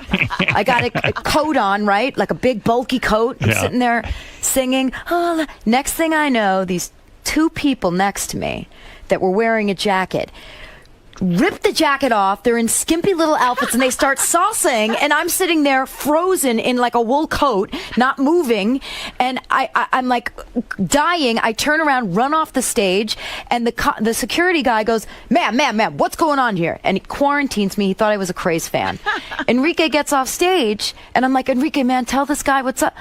I never saw her in my life. Oh, wow. I've never seen her in my life. And they threw you out? No, he finally said, but this guy's crazy. We'd be in the limo, and he'd say, stop it, you're hurting me. And the limo guy would turn around, and he'd go, she's hurting me.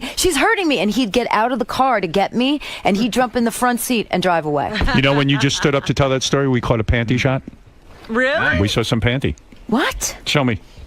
Show you panty? You're out of your Wait a mind, second. man. Get out of your You don't mind. have enough money for that. No, show me on camera. Let me see what happened. Oh, They're yeah. saying they caught All something. right, wait. They say they caught panty. Let me see. What are they talking What? about? They Who don't have said it? I don't know. If you guys call Panty, my checkbook. I'm writing a check 'cause I need that Good. panty shot. All right, let's. The new book is called A Hell of a High Note. It's in stores now. A couple of quick phone calls, and then I'll let you out of here. Let's go to Rick. Rick in Pittsburgh. Go ahead. Hey, thanks, Howard. Carol, why do I suspect that you like to have your ass spanked during sex? Is that true? Why does he suspect that you like to be spanked? Are you? Oh my God! Did my husband call you? Yeah. Is that something you enjoy? Do you like rough sex? You like to be choked? You like to be spanked? Anything going on there? There's Choked and spanked. Yes. Nothing wild with you. I mean, sometimes my hair pulled. I guess. Yeah. Are you highly orgasmic? I don't know what that means. Someone told me you like to be called anti-Semitic names while you're having What? sex. What? Is that true? You're out of your freaking mind. All right. Yes. The panty shot is ready. All right. What? Let me see it. There. Let me What see it. panty shot? Are you? Look. Take a look at the camera. I mean, take a look at that monitor. Let's see.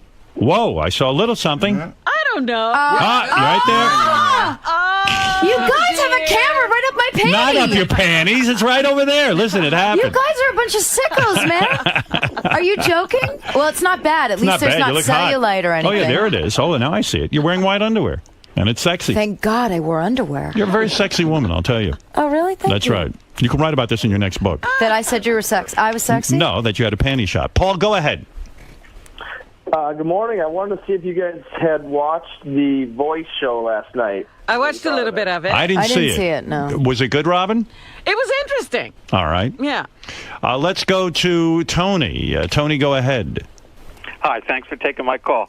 Cara, I just want to say I Googled you as soon as you appeared on the show, and I just thought it made for a much better experience. I really respected what you had to say. You mean when she was you on so American much. Idol? I really appreciate that. All right. I really Also, appreciate that. I have one other thing I want to say quickly. Did you try cough medicine for a replacement for IVF? No, I didn't. Cough medicine? What? Cough How does- medicine. You really? want to look into that. Doctors won't tell you about it, but it doesn't make for great radio, so I won't go on. You're telling me that she can have a baby if she drinks cough medicine. Absolutely. I have a son. I have a son to prove it. Wow. And how do you learn about something like that? Was that just your discovery? A nurse told us while we were going through IVF. Our daughter is IVF. Our son is natural. Now It's cough medicine. Cough medicine. Well, get on the cough. I knew a guy, a disc jockey. Not only that, let's in get Detroit. some stock in halls. I knew a disc jockey in Detroit who was addicted to cough medicine, and boy, was he a mess. Was he fertile? Thank you, though, very much for that. Dennis, go. recommendation. You're not going to do it, are you? You're not going to start drinking cough medicine, or are you going to look into it? Well, first of all, I'm going to drink it because maybe it'll help me get some sleep tonight.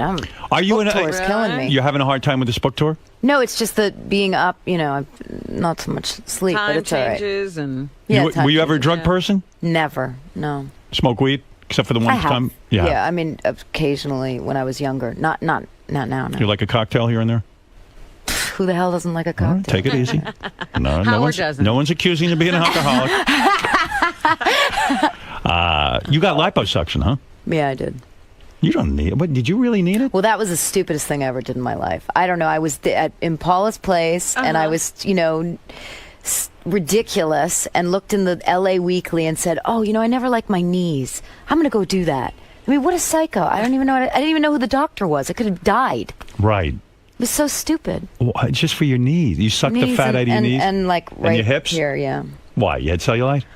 No, I had the last, I had eating issues, and I have to tell you, once I spent $5,000 to do this, my binge eating was never What is enough. binge eating? In other words, you starve yourself all day, you get home at night, and then you just It was gorge. there was a time in my life where I really I was trying to be something I wasn't. I went to Duke, I was going to be a lawyer, and that was Right. not who I was. I was No, creative. you're a So creative songwriter. Yeah, so I developed an eating disorder, and it was mostly you eat a lot of food and it numbs you out, I never threw up or anything like that. Never but did the anorexic no. thing? But it got out of control where I'd wake up in the middle of the night and night binge. And Did you gain weight? yeah, oh yeah. A lot of weight.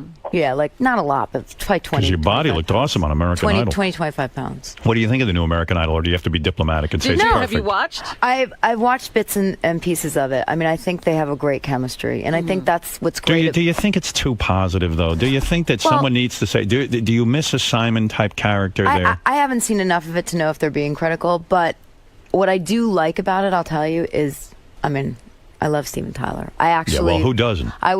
I told the executive producers to call him for Idol. Yeah. That was partially me. Seems like a lot of people are taking credit for that, though. You know what I mean? A lot of people. Who said it? Somebody, Ask Steven. Stephen was here. He told us that it was me, actually. Oh, did he really? That's right. Yeah. Well, that makes sense. No, but I bet you'd love to write a song with Stephen, right? I did. That's how I knew him, because he came over one day. What song did you write with him? It was a song for a movie in Japan called Love Lives. But what happened is that last year I got a phone call from my friend Marty Fredrickson, and he said, "What are you doing right now?" And it so happened that I had a session blowout. He said, "You want to write a song?" I said, "What are we doing?" He said, "I got Steven Tyler in the car." Oh, wow. I said, "Are you out of your mind? You want to come over here with Steven Tyler?" I said, "Of course you're going to come over here right now. You come here right now." I was so excited. Threw on a bunch of makeup, got the Yamaha, the old keyboard down, and he walks in, and I just thought this guy was the greatest guy ever. Is it easy to write with him? Because he's always full of phrases. Easy. And open and smart and funny. But he's and uninhibited, nice. right? Because he's the best. He'll just start singing, right? Oh, he started singing. He played Dream On in my living room. I took the pizza he ate and saved it. Wow. I was like, did you really? Oh, my God, he's an icon. I love Steven. Did you think it was sort of a come down, though, for him to put himself out there like that? You think it's okay, right? I think it's great, because I think people will get an experience with him and they'll also hopefully go back and check his records out. Do you care about J-Lo at all? Do you like her? I mean, I think that, obviously she's got a hit now. She's relevant. She's somebody who's sold a lot of records. And, look, American Idol, it was a great experience for me in the end. Why don't you watch the show now? Is it too painful? Because American Idol is my life. Every day there's a kid coming. You want to be done with it? Well, no. It's because every day I'm listening to people sing. Right, I'm listening to songs. Right. So do you want to go home and talk about radio? You probably A lot of the No. A lot of American Idols, though, they don't, they're really not, they don't have the charisma. Isn't part of it not just singing, but it's also your look and sort of what you put out there in terms of your energy? I mean, I'm going to make it more about the one thing that it's all about, which is songs. Right. When you leave that show, you better have hot songs, because you're competing with Lady Gaga and Katy Perry. And Kelly Clarkson fucked up her life by going off and stopped collaborating with other songwriters, right? That's what screwed her up? No, she did her own one record on her own, but she came back and she's been doing really well since. And she has truly an unbelievable voice. When you worked with her, she's the greatest. So what was she? What was her? What happened to her? Because I heard she just didn't want to work with anyone anymore. No, I think that she wanted a moment to kind of express what she was feeling. I mean, this is the thing that is so important about music. It's like these people are expressing what they're going through. How would you like to go into a room and she says, "Well, this is what I feel today," and some guy says, "No, I don't care about that. Just sing this." Right. And you've done all this to come so far, and you're not being listened to. Have you worked with Britney Spears? I have. Yeah. Mm-hmm. She was a sweetheart. You must be worth a fortune. Are you worth $100 million? Not 100. Wow. When you say You're worked a catch. with Britney Spears, what did you do with her? I produced a vocal. Okay. Was she mental? No, not at all. Not with me. She was like the normal. She's a sweet girl. Really You're sweet. worth the close to. You've got to have an amazing catalog. You're a I don't smart own it businesswoman. anymore. Yeah, and I own it. What do you mean you sold? You owned your own catalog and you sold it to Bug Music? Yeah. When you sell that many, how many songs were in the catalog? Hundreds. What do they pay for something like that? Some money. 70 million? No, nothing. 50 million? La la la la la. Wow. Can we hear more songs? Do you have a prenup with your husband? Hello? La la Hello? la la. Panty shot time again if you don't come out with the words. Robin, you're so pretty. Do you have? Oh, stop. Oh, stop it with her. She knows that already. You had to have signed a prenup with your husband. You're worth. You just got Isn't married time 2 up? years ago. I thought that was an hour we were in. All right, we're well- keeping you. We like you. All right, you have the Jason. You have the last word, and you're right. The time is up. Jason, go ahead. Hello. Oh, he hung up on me. I He had love enough. it. He had That's enough. right. He's like, you know what? Screw that bitch. Well, there you go. Listen, you've had an interesting life, I have. and I've had a that's good why life. that's why it's in a book. Cara DioGuardi's book, A Hell of a High Note, is in stores now. I've really enjoyed talking to you. Thank you. And I hope it inspires people to follow their dreams, go for it, and face their fears, because What that's if what I their did. dreams, there's so many people who go on American Idol and they think they can sing, but they can't sing. Don't you think there are people out there who are totally off the mark in what their dream should be? I do, but you know what? There's one way to see whether it's a dream or it's really, a pipe dream or a dream, and that's the hard work. Because a lot of people want to say they want to do things, Yeah. but at the end of the day, you got to work hard for it. Listen to me. Out in the hall when you leave, we have a parting gift of about a case of Robitussin, so you can have Oh that my baby. God, that's awesome. I'm going to make sure I'm that going to get happens. to it tonight. I happen to know you're a good person.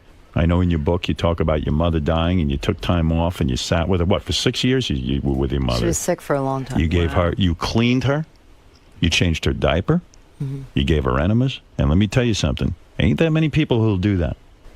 She really was a great person. Well, she's all right. She had, she she's was human okay. like all of us. But let me tell you, She was human. I swear to God, that's the best thing I ever did in my life. Being with your mother while she was dying. 100%. Father still alive? Yes. Okay. Dating? Married. Married. Wonderful woman, yeah. All right. Now. I like you. Oh, I like you. No, I do. I really like you. I like I've you. You got- know when I knew I really liked you? When I read this Rolling Stone interview. Oh, really? I thought it was very heartfelt. You were really honest, and I like that you were dealing with your demons. I like people who face their shit. To me, it's what this life is about. And I'm going to tell you something. You're right to like me, because I am a wonderful person. Nah, I'm starting to see this. Right. And I turn you on. Believe me, I do. You know, I think you turn everyone on. That's now. right. Let's be honest. I'm Ronnie's even turned on. I think you are in love with me. I am so in love with you. That's right. If you're going to help me sell books, I am like beyond in love with you. There you go. Well, we will help you sell books. It's an interesting book. It really is. Thank And you so congratulations. A hell of a high note. In stores now. Hi. You guys hit it off. Oh God, that was so fun. I mean, you know, that guy like gave me my props. I'm forever a fan. I mean, I was a fan already, but you know, in the past, I think he definitely. What did he call me? Eye roller or something? But I understood it because on Idol, when I looked at myself, I'd go, that girl is so annoying. I want to smack her. So Cara is dead. And I'm Cara. You're back. I'm back. I'm me. So anyway, it was great. I hope I get to come back. I heard you say in there that you finally felt like you could display who you truly are in there. Yeah. He gave you that forum. He did. to He really did. And for that, I owe him a lot. I really appreciate that. He could have made that really tough for me and concentrated on all the negative, but he gave me a minute to really tell people what I do and to show that I'm actually a kind of fun girl and I'll take everything so seriously. Now, you've worked with a lot of talent. You've also obviously been a part of American Idol where you evaluate talent. Evaluate Howard. What makes him so special? Well, he's doing a lot of things. He knows how to suss somebody out. And he also has an angle, and he's somebody who does his homework. He did a lot of homework to know all those things. That's not just fly by, sit there and interviewing and not knowing anything about who you're interviewing. And he knows how to stay in character. Right, there's a lot of humor involved. A lot of in this humor. interview, He's really funny, and he goes with it, and he's dedicated, and he works hard, like everybody who's successful. He gets an A+. He's going to Hollywood. He didn't get any. Yeah. He's not getting downgraded because of the panty shot, though, right? That's okay. I mean, what am I going to do? I wear panties. What is that going to be online that my panty shot? I'm just glad there wasn't any cellulite there. No. But I'm just trying to figure out how you get a panty shot, because there must have been a camera up my dress. No, they're all in the ceiling. They're all from overhead. How the hell did that? All right, I'm not that stupid, so I'm trying to figure out how that worked. But all right, whatever. They got a panty shot. Great. What am I going to do? So you'll be back, it seems. It seems like... If he wants me back, yeah. I think so. He's awesome. I had a great time. Cool. Thanks for stopping by, Thank Kara. you. He wants to make you hot chick of the week. Oh, that's... Are you serious? Why not? That's awesome. Aww. He has 60,000 followers. 74,000. Love that. That's so sweet. You know what, though? I think I'm too old for you, I mean. Young, old for you. You're married. Yeah, I know. You know what? You're a good guy. And I side with him, by the way, because there are a lot of people that will tell you that they love you, but not show it. And you maybe don't say it, but you show it. And actions to me speak louder than words. JD thinks that's funny. Oh, what the hell does JD know? I just thought it was funny how she got brought into his relationship. Yeah. I did. She asked me about it, JD. I did. Oh, okay, all right. I didn't know. This is an ongoing thing from before she went into the studio. All right, okay. I thought this was. Take it easy. I just thought it was funny. I wasn't interacting with the guest. It started. I just felt you Take it weren't easy. so comfortable I have to talking walk, about I have it. to walk the lady out And now now, you're okay? discussing it with all Lee, our guests. Ronnie's walking me out. I have a job Forgot to your do. Ronnie Munn painting. I have a Ronnie job do to his do. job. What's all this good stuff here? Take it with you. Oh, I want a red velvet cup. I'll get you a plate. Wait, can I bring one to Larry? Yeah, I want to get you a plate. Wow, you really got on Ronnie's good side. I like Ronnie. He can be a tough guy sometimes. Ronnie? Yeah. Sweetheart. It's cupcake. Oh, he's getting his Papa Ronnie is to-go container. Papa Ronnie. I love Papa Ronnie. It's kind of like pepperoni, but Papa Ronnie. You're totally Papa Ronnie. No, that's a great name for you because it's like it sounds like pepperoni, but it's Papa Ronnie. Papa Ronnie. Sounds Papa good to me. Ronnie. Oh, I could write a jingle on that. Let me see. Kara, he's been taking a lot of flack for his new mustache. What do you think about that, the handlebar? What's under it? What's under what? You got nice lips, right? I think so. He doesn't need to. Work good with you. Oh, you're funny, man. Come on. Bye. I gotta go, Papa Ronnie. Thank you. Yeah, she emailed me, said, I have to get on right away. She's in some sort of movie that needs immediate fan She attention. said, stop everything. Yeah. Let me on. We said, well, we'll have you in next week because, she's Kim Cattrall, Sex and the City, want to Sure. hear. Said, we'll spend some time with you. We don't have time. No. She said, I got to get the fuck on your show because I need people to see this movie. Make her ride the Sibian. Yeah, I should have said to her, well, you got to ride the Sibian. No conditions. You just let her on. What am I going to tell you? So I said, we don't have a lot of time, but I'd be happy to let you come in and say hi to the audience and tell them. Tell them about your movie. Yeah, give them the pitch. Hey, what's up, Kim? Hey, it's early morning this morning. I know, this is a rough schedule here. I'm so excited. Welcome, this is your first time. Yeah, first time for everything. Yes. Oh, a little donut. Yes, this is Cupcake Wednesday. Oh, God. Dangerous. You Very picked a good day to dangerous. come in. I did? Oh, Yes, always a good day. Just this way. The bunny room. So Howard was saying earlier you have a new movie out. I do. It's called Meet Monica Valor, and this is our director behind you. This is Keith Bearden. Nobody wants to see me on camera. There's the star of the show. He's behind the camera. This is a movie we did 3 years ago and made for absolutely nothing. And it was released, got great reviews in the New York Times. It was just about to start, breaking out as far as finding an audience, and they pulled the movie. So I didn't think that was right. I didn't feel that it had really had its due. So Keith and I decided that we were going to do a campaign to make this movie, bring it to an audience. So we begged. We got one theater, the Beekman Theater. It's going to be showing this weekend from the 29th to the 5th, and we hope everybody will come out and see it. It's a sweet, lovely movie. If you like movies like Harold and Maude or Little Miss Sunshine, you'll really like this movie. We didn't have any kind of budget to get it out there, so we're the movie. And it's right now the Tribeca Film Festival here in New York, where it was discovered last year, so it feels cyclical, so we're here to get the word out. Meet Monica Valor. Well, this is a good place, Howard. Obviously, Phew. Every cab I get into, anybody who serves me at a restaurant, it's just sort of we're like this 2-band team. We're spreading the word. So we're just so thrilled that Howard has us on this morning to talk about it. now, you've met Howard in your personal life, but you've Yes, obviously I never done have. the show before. No, I'm really excited. I really am. I mean, he tells me that he's been a fan of my work since I started as an actress. So I'm excited to be in the room with him and Rob, and I'm a big Sirius radio fan. I live out, at the beach, not close to where Howard is. He's on the Ritzy area, but I run into a lot of parties where I see Howard. He never stays very long. He's out the door. Hello, goodbye. But when I have had those chance meetings, he has told me how much he's enjoyed my work. So we'll see what happens today. Should be a good time this morning. It'll be a good time, yes. I've had a very long, varied career, so I'm sure he has a lot to ask me. Cool. Well, good luck today and have fun with Thank you. Howard. I'm thrilled to be here. Kim Cattrall contacted me that she needed to get the word Do you out. know her? I do know Kim. I've met her a couple of times. Oh, so that's how she contacted you. Yeah, she's extremely attracted to me, Is that right? as most women are. Kim, come in and tell us. Good morning. Tell us about how attracted you are to me. And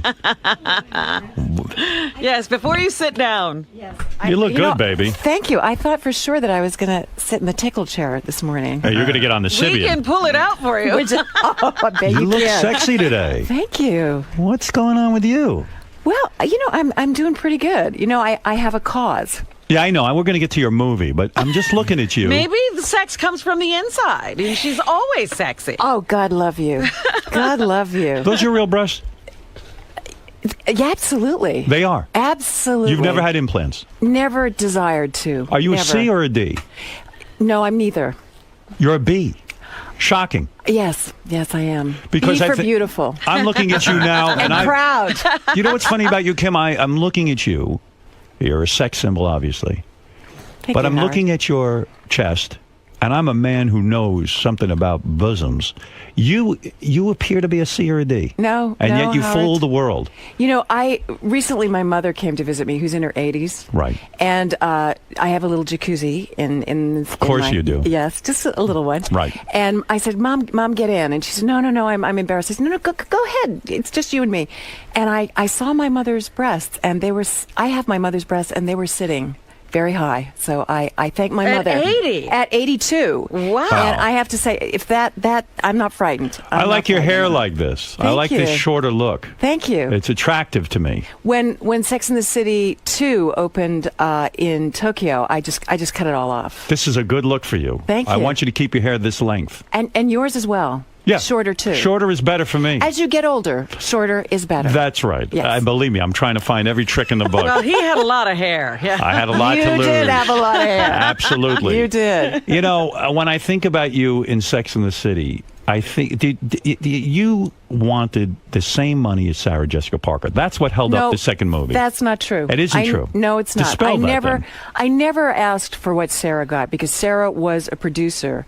I felt that what they were offering the three of us, without a script, without a start date, was not fair after Right. us being in that show and being such an integral part, not just playing the parts, but we inspired so many of the storylines. You played the parts well. The show was a huge hit, and you said, listen, if I'm ever going to make the big money, it's going to be in this Now! movie. This is it. Exactly. We didn't have what other actresses on regular television, we didn't have sponsors. Right. So, there was no way we were ever going to make per episode what Jennifer Aniston, millions of dollars. Never. I've ever. always heard that HBO is infamously cheap in the sense that they will get, first of all, when they signed you guys up, no one knew it would be a hit. No one. So No. they get a hold of you, and you They figure got us cheap, real they got you cheap. Which is fine. We're willing to grow. But every year with HBO, as anyone will tell you, that negotiation, you get that fax that says if you don't report to work, you will be in breach of contract because you're still trying to get something like a $2,000 raise. Your initial contract was for 5 years? No, any contract for a series is 5 years with an option for an additional year. And we I did the see. 6 years. I see. And so after you do the additional year, and maybe you go to them and say, okay, I want to renegotiate, or I want to... Well, you go every year to renegotiate. That's just what you do on a series because they have a cap on everything. But then the series, like Sex and the City, explodes. Everybody's making a lot of money, and you think, well, I'd like to make some money too. Can you go to someone like Sarah Jessica Parker and say, listen, we're sisters in this. We all contribute. This is why the show is successful. Let's go in together as a team and negotiate. Or does she say, hey, fuck off. That's your problem. I've got a good deal. That never happened. What happened was I really was the one who spoke up and said, and I think it's because I've been in the business 10 years longer than the other girls. I'm 10 years older. And I had been a leading lady, and I thought, this is not fair. We all need to, at this point, making these movies, at the end of the series, I'm not set for life. Right. I want to be set for life. I've done my 18-hour days for 6 years. We all deserve this. Right. So I fought for it, and sadly, should Sarah have fought for you more? I wish she had have. Yes. She wish she did. I wish she did. Did she say anything? No, it was never discussed. But that's part of some people's working thing. I respect that. They do their own deals. But no, it was an ensemble piece, and clearly your character was very, very important to that show. Well, and to the films.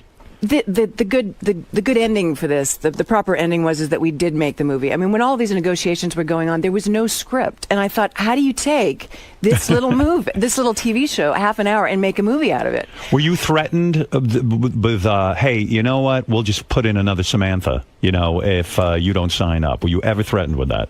I think they would probably have tried that, but I remember when we were making the movie, Michael Patrick King turned to me and he said, I wasn't going to do this without you. And I said, Michael, you couldn't have done it without me. Did this ruin any friendships? Did this negotiation ruin any friendships? No, ultimately, especially after the second movie, it made friendships, actually. It went to sort of a deeper, better level for all of us. Yes. Yeah, I was always shocked on. I mean, I love that show. Thank you. And I love the second movie. True, Robin? Absolutely. I thought it was terrific. You heard it here, ladies and gentlemen. I've said it a million times. I've been called gay for saying Quite frankly, I thought the political gay. statement of that movie was brilliant. Everybody's going to all of these Arab countries and saying, this is great. You can do whatever you want here. And it was like, let's get the hell out of here and go back to freedom. I know, exactly. I mean, we couldn't film in the first two locations because we have the word sex in the title. Do you think you got that role because in real life you are this wild sexual person or something? No, I had done a film called Live Nude Girls, and I think from a very early age, films like Porky's and Police Academy and Mannequin, for me as an actress, where I really live is in the theater, but you can't make a living in the theater. No. So, I mean, if you look at my resume, it's like two different actresses. One is like this theater career, which is very classical, and the other one is like these crazy movies that I was doing, but I was really paying my rent. Right. I didn't come from, I'm a blue collar girl, I didn't want to go back to waitressing and slinging hash. I wanted to continue, even, in a movie that I felt, well, it's not exactly what I want to do, but it's going to pay my rent for the next 6 months. Sure, no, which it's a Porky's business. did. Right. Absolutely. Porky's. What did you mean in your email to me? You wrote me an email and said, you're going to tell me something about the Porky's that I never knew. Well, that was it, actually. It came to me, Bob Clark took me to lunch, and I had done tribute with him with Jack Lemmon, which was nominated for Academy Awards. And then he said, I have this little movie which is going to change, how people perceive you. And I went, yeah, right. And how is that? And then he sent it to me, and all my agents said, you can't do this movie. And I said, yeah, I can't do this movie, but I also can't pay my rent. Right. And I thought, this movie will do well, and it'll probably do drive-ins. And I remember driving my car down Sunset Boulevard. I was living in LA very unhappily at the time, lonely, depressed.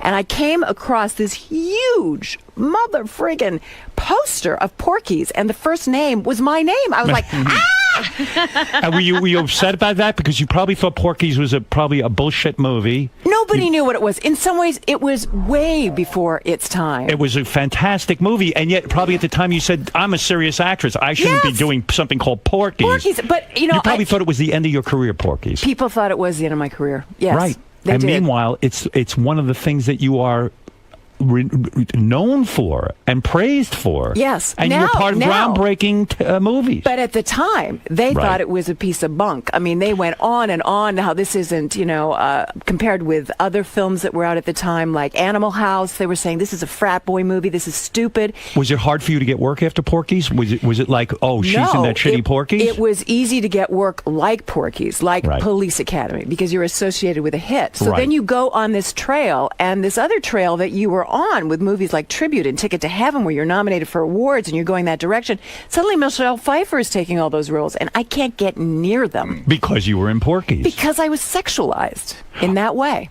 Do you hate show business? Do you hate do you have regrets? Do you wish your career had gone differently? No. You're happy about everything.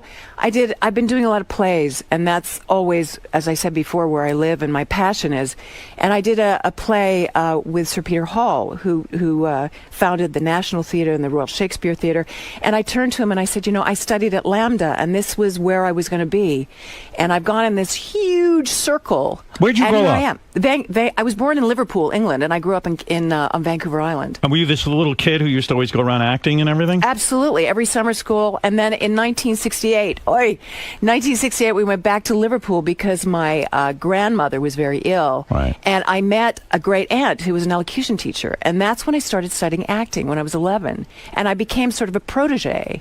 And I started to were work. hot, which helps, because if you don't not have at the 11, looks... I wasn't. I was a chubby little girl. But when did you start to blossom? Well, I feel right now, actually, is when I'm really come on. blossoming. When did you start to become the hot chick? Well, it was actually after Porky's. After Porky's? Yeah. That's not true. No, well, for me, it was. In high school, you weren't hot? No, my sister was.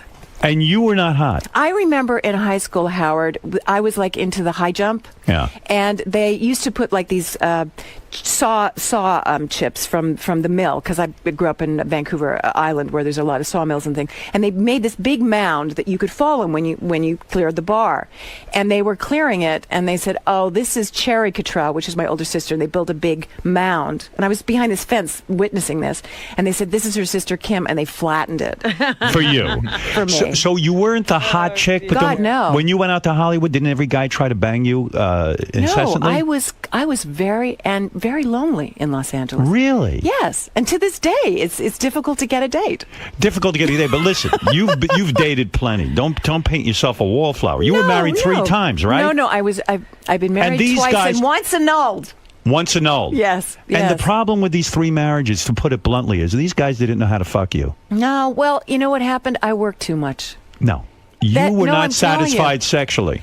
No, I'm telling you, I worked too much. But why have you there's no said, time you for- have been quoted as saying that the Well, sex was bad? No, I wrote a book, Howard, That's called right. Satisfaction, The Art of the Female Orgasm. I remember. It's a very good book. And in the book, it was quite naive of me at the time. I wrote this book to really distance myself from Samantha, to say, Right. this is my reality, and this is a character I play, but Right. this isn't what my experience has been. It has been, like many women, not fulfilling, really. So my first husband, was European. I was working a lot. It was very stressful. All kinds of personal, situations were involved. My second marriage was Well, wait a completely second. different. And he couldn't give it to you good enough, the European? It wasn't what you hope for. You never had an orgasm What with him? country was he from? He was Polish, Jewish, German. Oh, that's And you- not a good combination. And you never had good sex with him? It was. I don't. You see, what I think good sex is when a woman tells a man what she wants, and I don't just blame the man in these scenarios. I blame myself. Because I was All right. scared to ask. I was scared to say, I don't know. I was scared to say, can we try this? Right. You were afraid to say, listen, I'm not getting off on this. Maybe you could do this to me or do that to Exactly. me. You were afraid And to ask for what women, you needed. I didn't know what I needed. It's funny because you're Completely. such a good actress, especially when you take on a role like Samantha. I look at you and think of you as the most sexual person who is not afraid of anything because you've become that to me. You're too good at it. Well, something. I did a scene as Samantha where I had to be photographed nude. That's right. And I didn't have any dialogue or anything to hang on to when we shot the photograph. And I said, you just got to give me a minute because I couldn't do it. Really? I couldn't do it as Kim. But you did it. What I did was I went behind this little flap and I said a bunch of lines from the upcoming episode. And I went, I got it. You got into character. I got it. In character, I can do it. But it's Kim. That's why people say, oh, we've seen you nude. You haven't actually seen Kim nude. You've seen the characters that I play nude. But you haven't been lonely. I mean, you dated Pierre Trudeau, who was Yes. the Prime Minister of Canada. He Probably, couldn't give it to yes. you good?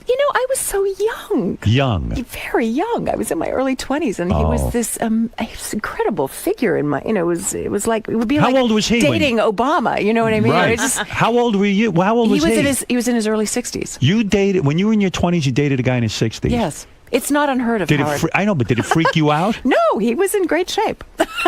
Really, you were attracted to him. Power is very attractive. It's an aphrodisiac. Well, when a guy yes. pulls on his pants, he has gray pubes. That can turn off a 20-year-old girl. No, You know what? I didn't see that. you didn't see gray pubes No, I on didn't. Pierre Trudeau. I Maybe wasn't he looking. shaved. I wasn't looking for that. You know what I was looking for? What were you I was- looking for? He was a fascinating man. A really fascinating man. And Who broke up with who then? Well, it was kind of, one of those things. He was busy, I was busy, and I'm sure I wasn't the only young woman that he was, had his eye on. And I got a boyfriend, so it kind of was... It fizzled. Fizzled. Who was the boyfriend? You dated Bruce Willis too. What happened No, there? I didn't date Bruce You Willis. didn't? This is a myth. Bruce Willis and I think, passed on 495 or 27 on the way to some kind of event. You never had him. I've worked with him on Bonfire of the Vanities, and we did a read-through, and I haven't seen him since. At the time, I would have liked to. No sex. But no Bruce Willis. No. Wow. 3 marriages, no Two Bruce Willis. marriages, one annulment. I call that a 3 marriages. What do you mean annulment? That means you didn't bang the guy. No, usually, hopefully, you're at least a little, knowledgeable of someone sexually before you marry them. It just, he was Canadian, and he was getting his green card. This is a very And I loved him in that moment, but always we knew that it wasn't going to go anywhere. And there was no sex? No, it was a relationship. I'm not saying that I didn't love him. Are you difficult to be in a relationship with? You know what? I am because I'm married to my job. You love your job. I love my job. Yes. Never had children? Never had children. No. And you didn't want them, did you? I did want children. You did want Yes, children? I did. For many years, I wanted children, and I just kept thinking, after this, it will happen, or this is the guy, and then that would kind of not work out. I thought, well, this is the guy, and then suddenly I thought, it's not going to happen. There's no time for it. So I thought to myself, well, how can I be a mom then? And I looked and I said, I have nieces and nephews. I have young actors I can mentor. And that's why being part of the Canadian Film Center and being a mentor there, with the young Canadian actresses, which I walked that walk, is incredibly satisfying. Is this new movie? Is this part of this Canadian Film Center? And you're so passionate about it. You're like, I got to get in there and I got to convince your listeners to go see this. What is this new movie you're in? It's called Meet Monica Velour. Meet Monica Velour. Is this where you play a porn star or a prostitute? I'm a porn star from 1978. She was Miss January 1978. And now we see her 30 years later. Are you disgusted with the porn business as in the movie? No, she never goes into that. She believes that when she was doing it in the 70s, we were artists then. Right. So she has that rationale. Yeah, she has this great line. She says, what we got was, $50 and a case of the crabs. Do people recognize her as a porn star, or is she washed up? No, she's washed up now. But people who watch porn, there's a cop at one point who comes in and he doesn't say anything to her, but when he gets back into the cab, to the dispatch, he says, I loved her in Frankenbooty. So he's watched all of her porn. Is your character disgusted by sex? Is she completely turned off to it? She is in crisis. She's fighting for the custody of her 8-year-old daughter from her scumbag husband. And no one wants to give her custody because she was a porn star. No one wants to give her custody. They don't even want to give her a $5 an hour shampoo job in this town. She's trying to get any kind of a job. Because she's considered a slut. She's an outcast. This movie is about outcasts. That's Are you what nude it's in about. it? You would have to be nude. No. Do you have love scenes? Yes, Why I does do. she have to be? I don't know. Hey! The thing that's great about this movie is the people that you expect to see naked, you don't. And the people you don't want to see naked, you do. Like Brian Dennehy. You see the whole ball sack. You see his ass. You see everything. Ass and ball sack. Yes. What? If that's Brian or his Brian character.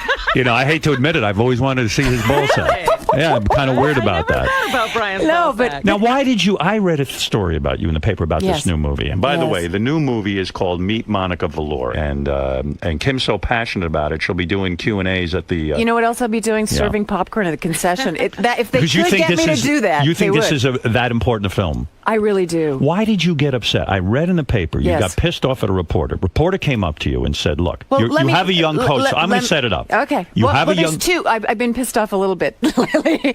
I was angry with Anchor Bay Films because they bought this at Tribeca last year. Now, this was a hit at Tribeca. They compared it to Harold and Maude and Little Miss Sunshine, got great reviews in the Hollywood Reporter, Variety. It was saying the work of my life, of her career, 35 years. I was like, yes, finally we're going to take Samantha and we're going to change all of that. This could be your Academy Award. Well, I don't know about that. What it could do is open people's idea as me as an actress playing other than one role that I'm known for. Right. You don't want to be Herman Munster. You don't want to be Samantha. That's it. I love Samantha. I owe her a lot, but I can do more. Okay. So I thought, here we have. Then my schedule last year was crazy. I was doing 2 plays in the West End and a television show for PBS, which was on PBS, Any Human Heart. So this was my window.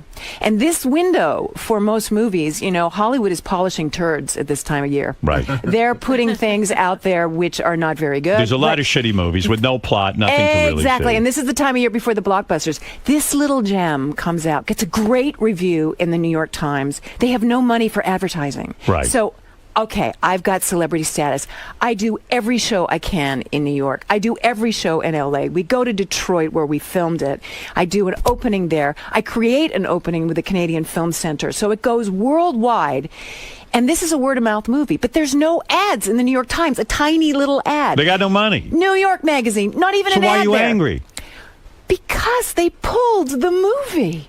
And they pulled the movie on a night where friends of mine was in one movie in New York at the Clearview Cinema. You mean you're mad at the movie studio for pulling the movie out because they had no advertising money? No, they had no advertising, so nobody came. And just as they were starting to find an audience, and there's this website you can go to called The Numbers, and the day before they pulled it, we were up 192%, which if that had continued, which it would have through word of mouth, we would have become one of the top 10 independent American movies of that week. So they pulled the plug too early, is your complaint. Now, the other complaint I heard was... Now, let me finish. Go ahead. So I called them and said, what can we do about this? I'll do anything. Please, another week. Finally, they said, it's not us, Anchor Bay, who are pulling it. It's the movie theaters, because the Tribeca Film Festival. I said, but who do I talk to? Who are the movie theater owners? So we've got you a theater. I said, okay, where is it? It's the Beekman Theater on 66th and 2nd. I said, I'll do Q&As. I'll do whatever they have. They say, will you have sex with a member of the audience for the movie? Are you really that passionate? Well, I don't know if I go that far. I won't prostitute myself. Listen to me. You will have a packed house. How about a hand job? But I am willing to talk. I am willing to talk sex for this movie. You're willing to go talk all sex, out. Yes, for this movie because I believe in it. I think Keith Bearden. It's his first movie. He did a fantastic job. It's a road picture. It's a love story. It's a date movie. It's sweet. I've never seen you like this. You're so passionate about it. Well, you got to see the movie. Here, I'm going to go see it. I'm going to go to the Beekman Theater. I gained 20 pounds. I look really. You look good now. Now. You lost the weight, didn't you? It was 3 years ago. Oh, 3 years ago you shot this. That's how long it's been to get this movie out. 3 years. Did you freak out when you had to gain that weight? I loved it. You loved it. What did you do to gain 20 pounds? Did you eat like shitty pizza and ice cream? Everything. Everything. And I don't have a private chef. What happened to your body? Did you get a cellulite? Oh, yeah. You did? Well, every woman has cellulite. You have cellulite? Every woman has cellulite. How does your ass look naked? I like my ass. It's nice. I like my ass. No dimples of cellulite? I'm sure there are, but, my apartment is very well lit. When's the last time you got laid? Oh, God. Robin has no cellulite, by the way. None? Absolutely not. None. We Zero. all do, don't we? Come on. Absolutely. I've seen anorexics with it. With cellulite? Yes, I have. You should see my ass. Holy cow. You should see Brian Dennehy's ass. That ain't nothing to look at. It's nothing to look at. I had cellulite in my 20s. So did I. So you're telling me that I have cellulite. Yes. When is the last time you had sex, honestly? Oh, my God. I can't remember.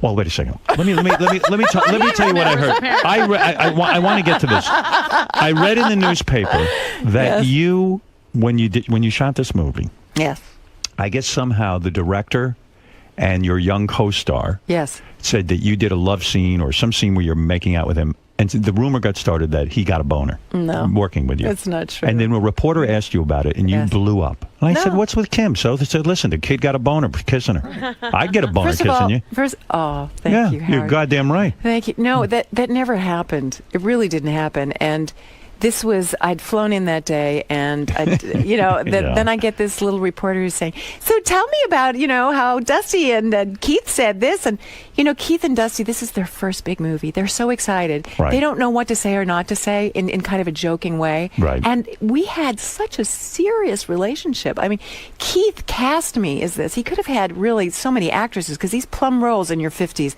they just don't write them. Right. And we rehearsed for weeks. I transformed myself. He had me stay and listen to people. I lower my voice an octave for this role. So you're saying it trivializes everything? Absolutely. It trivializes the movie. It trivializes everything. And people are just waiting for that hook. That same night. Listen to me. Listen to me. Yes. My dear. Yes, Howard. That's a good story to get out there, because to get people in the theater, if they know this kid is getting a boner during the love scene, so it's promotion. Why get upset?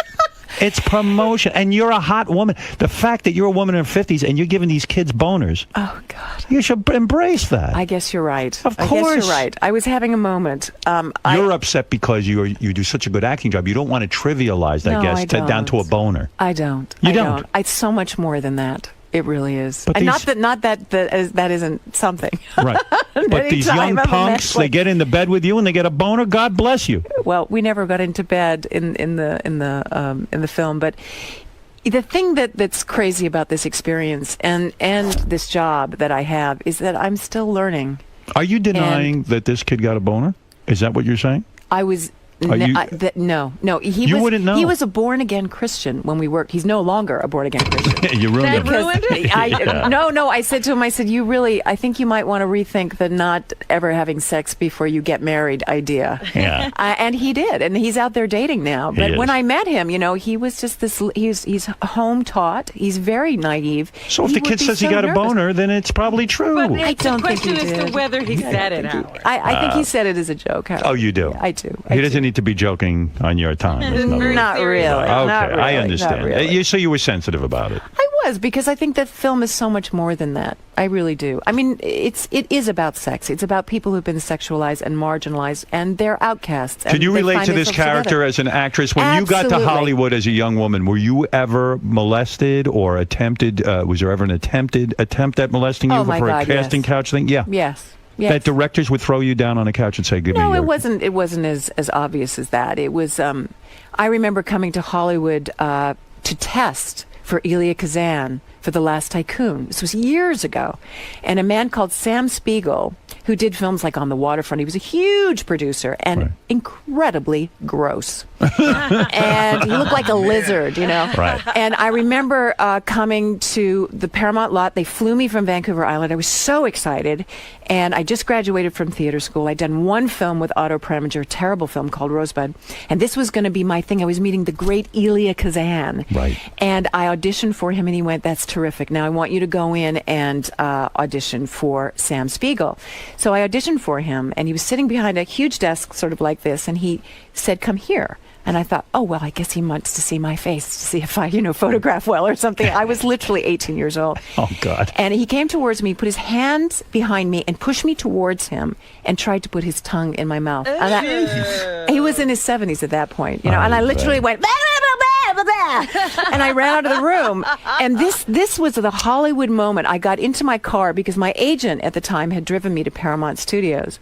I didn't know how to drive at that time. I sat next to her, and I told her what happened, and she said, "So what did you do?"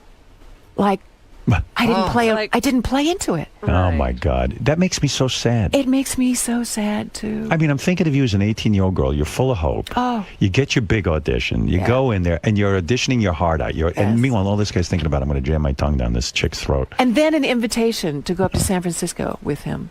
Even after that. Even after that. And I just thought, you know what? I can't.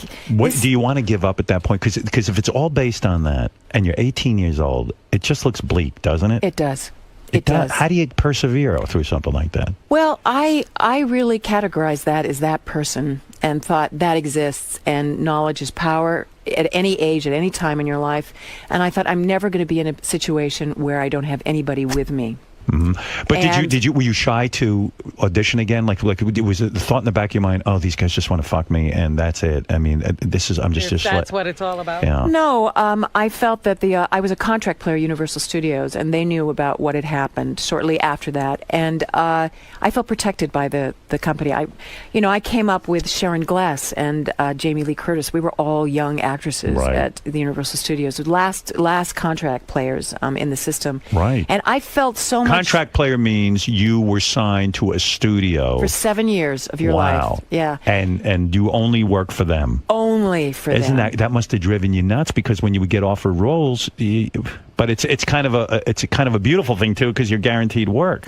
Exactly. And I had a big, huge student loan over my head, and I had to pay that student loan. Are you a multimillionaire at this point?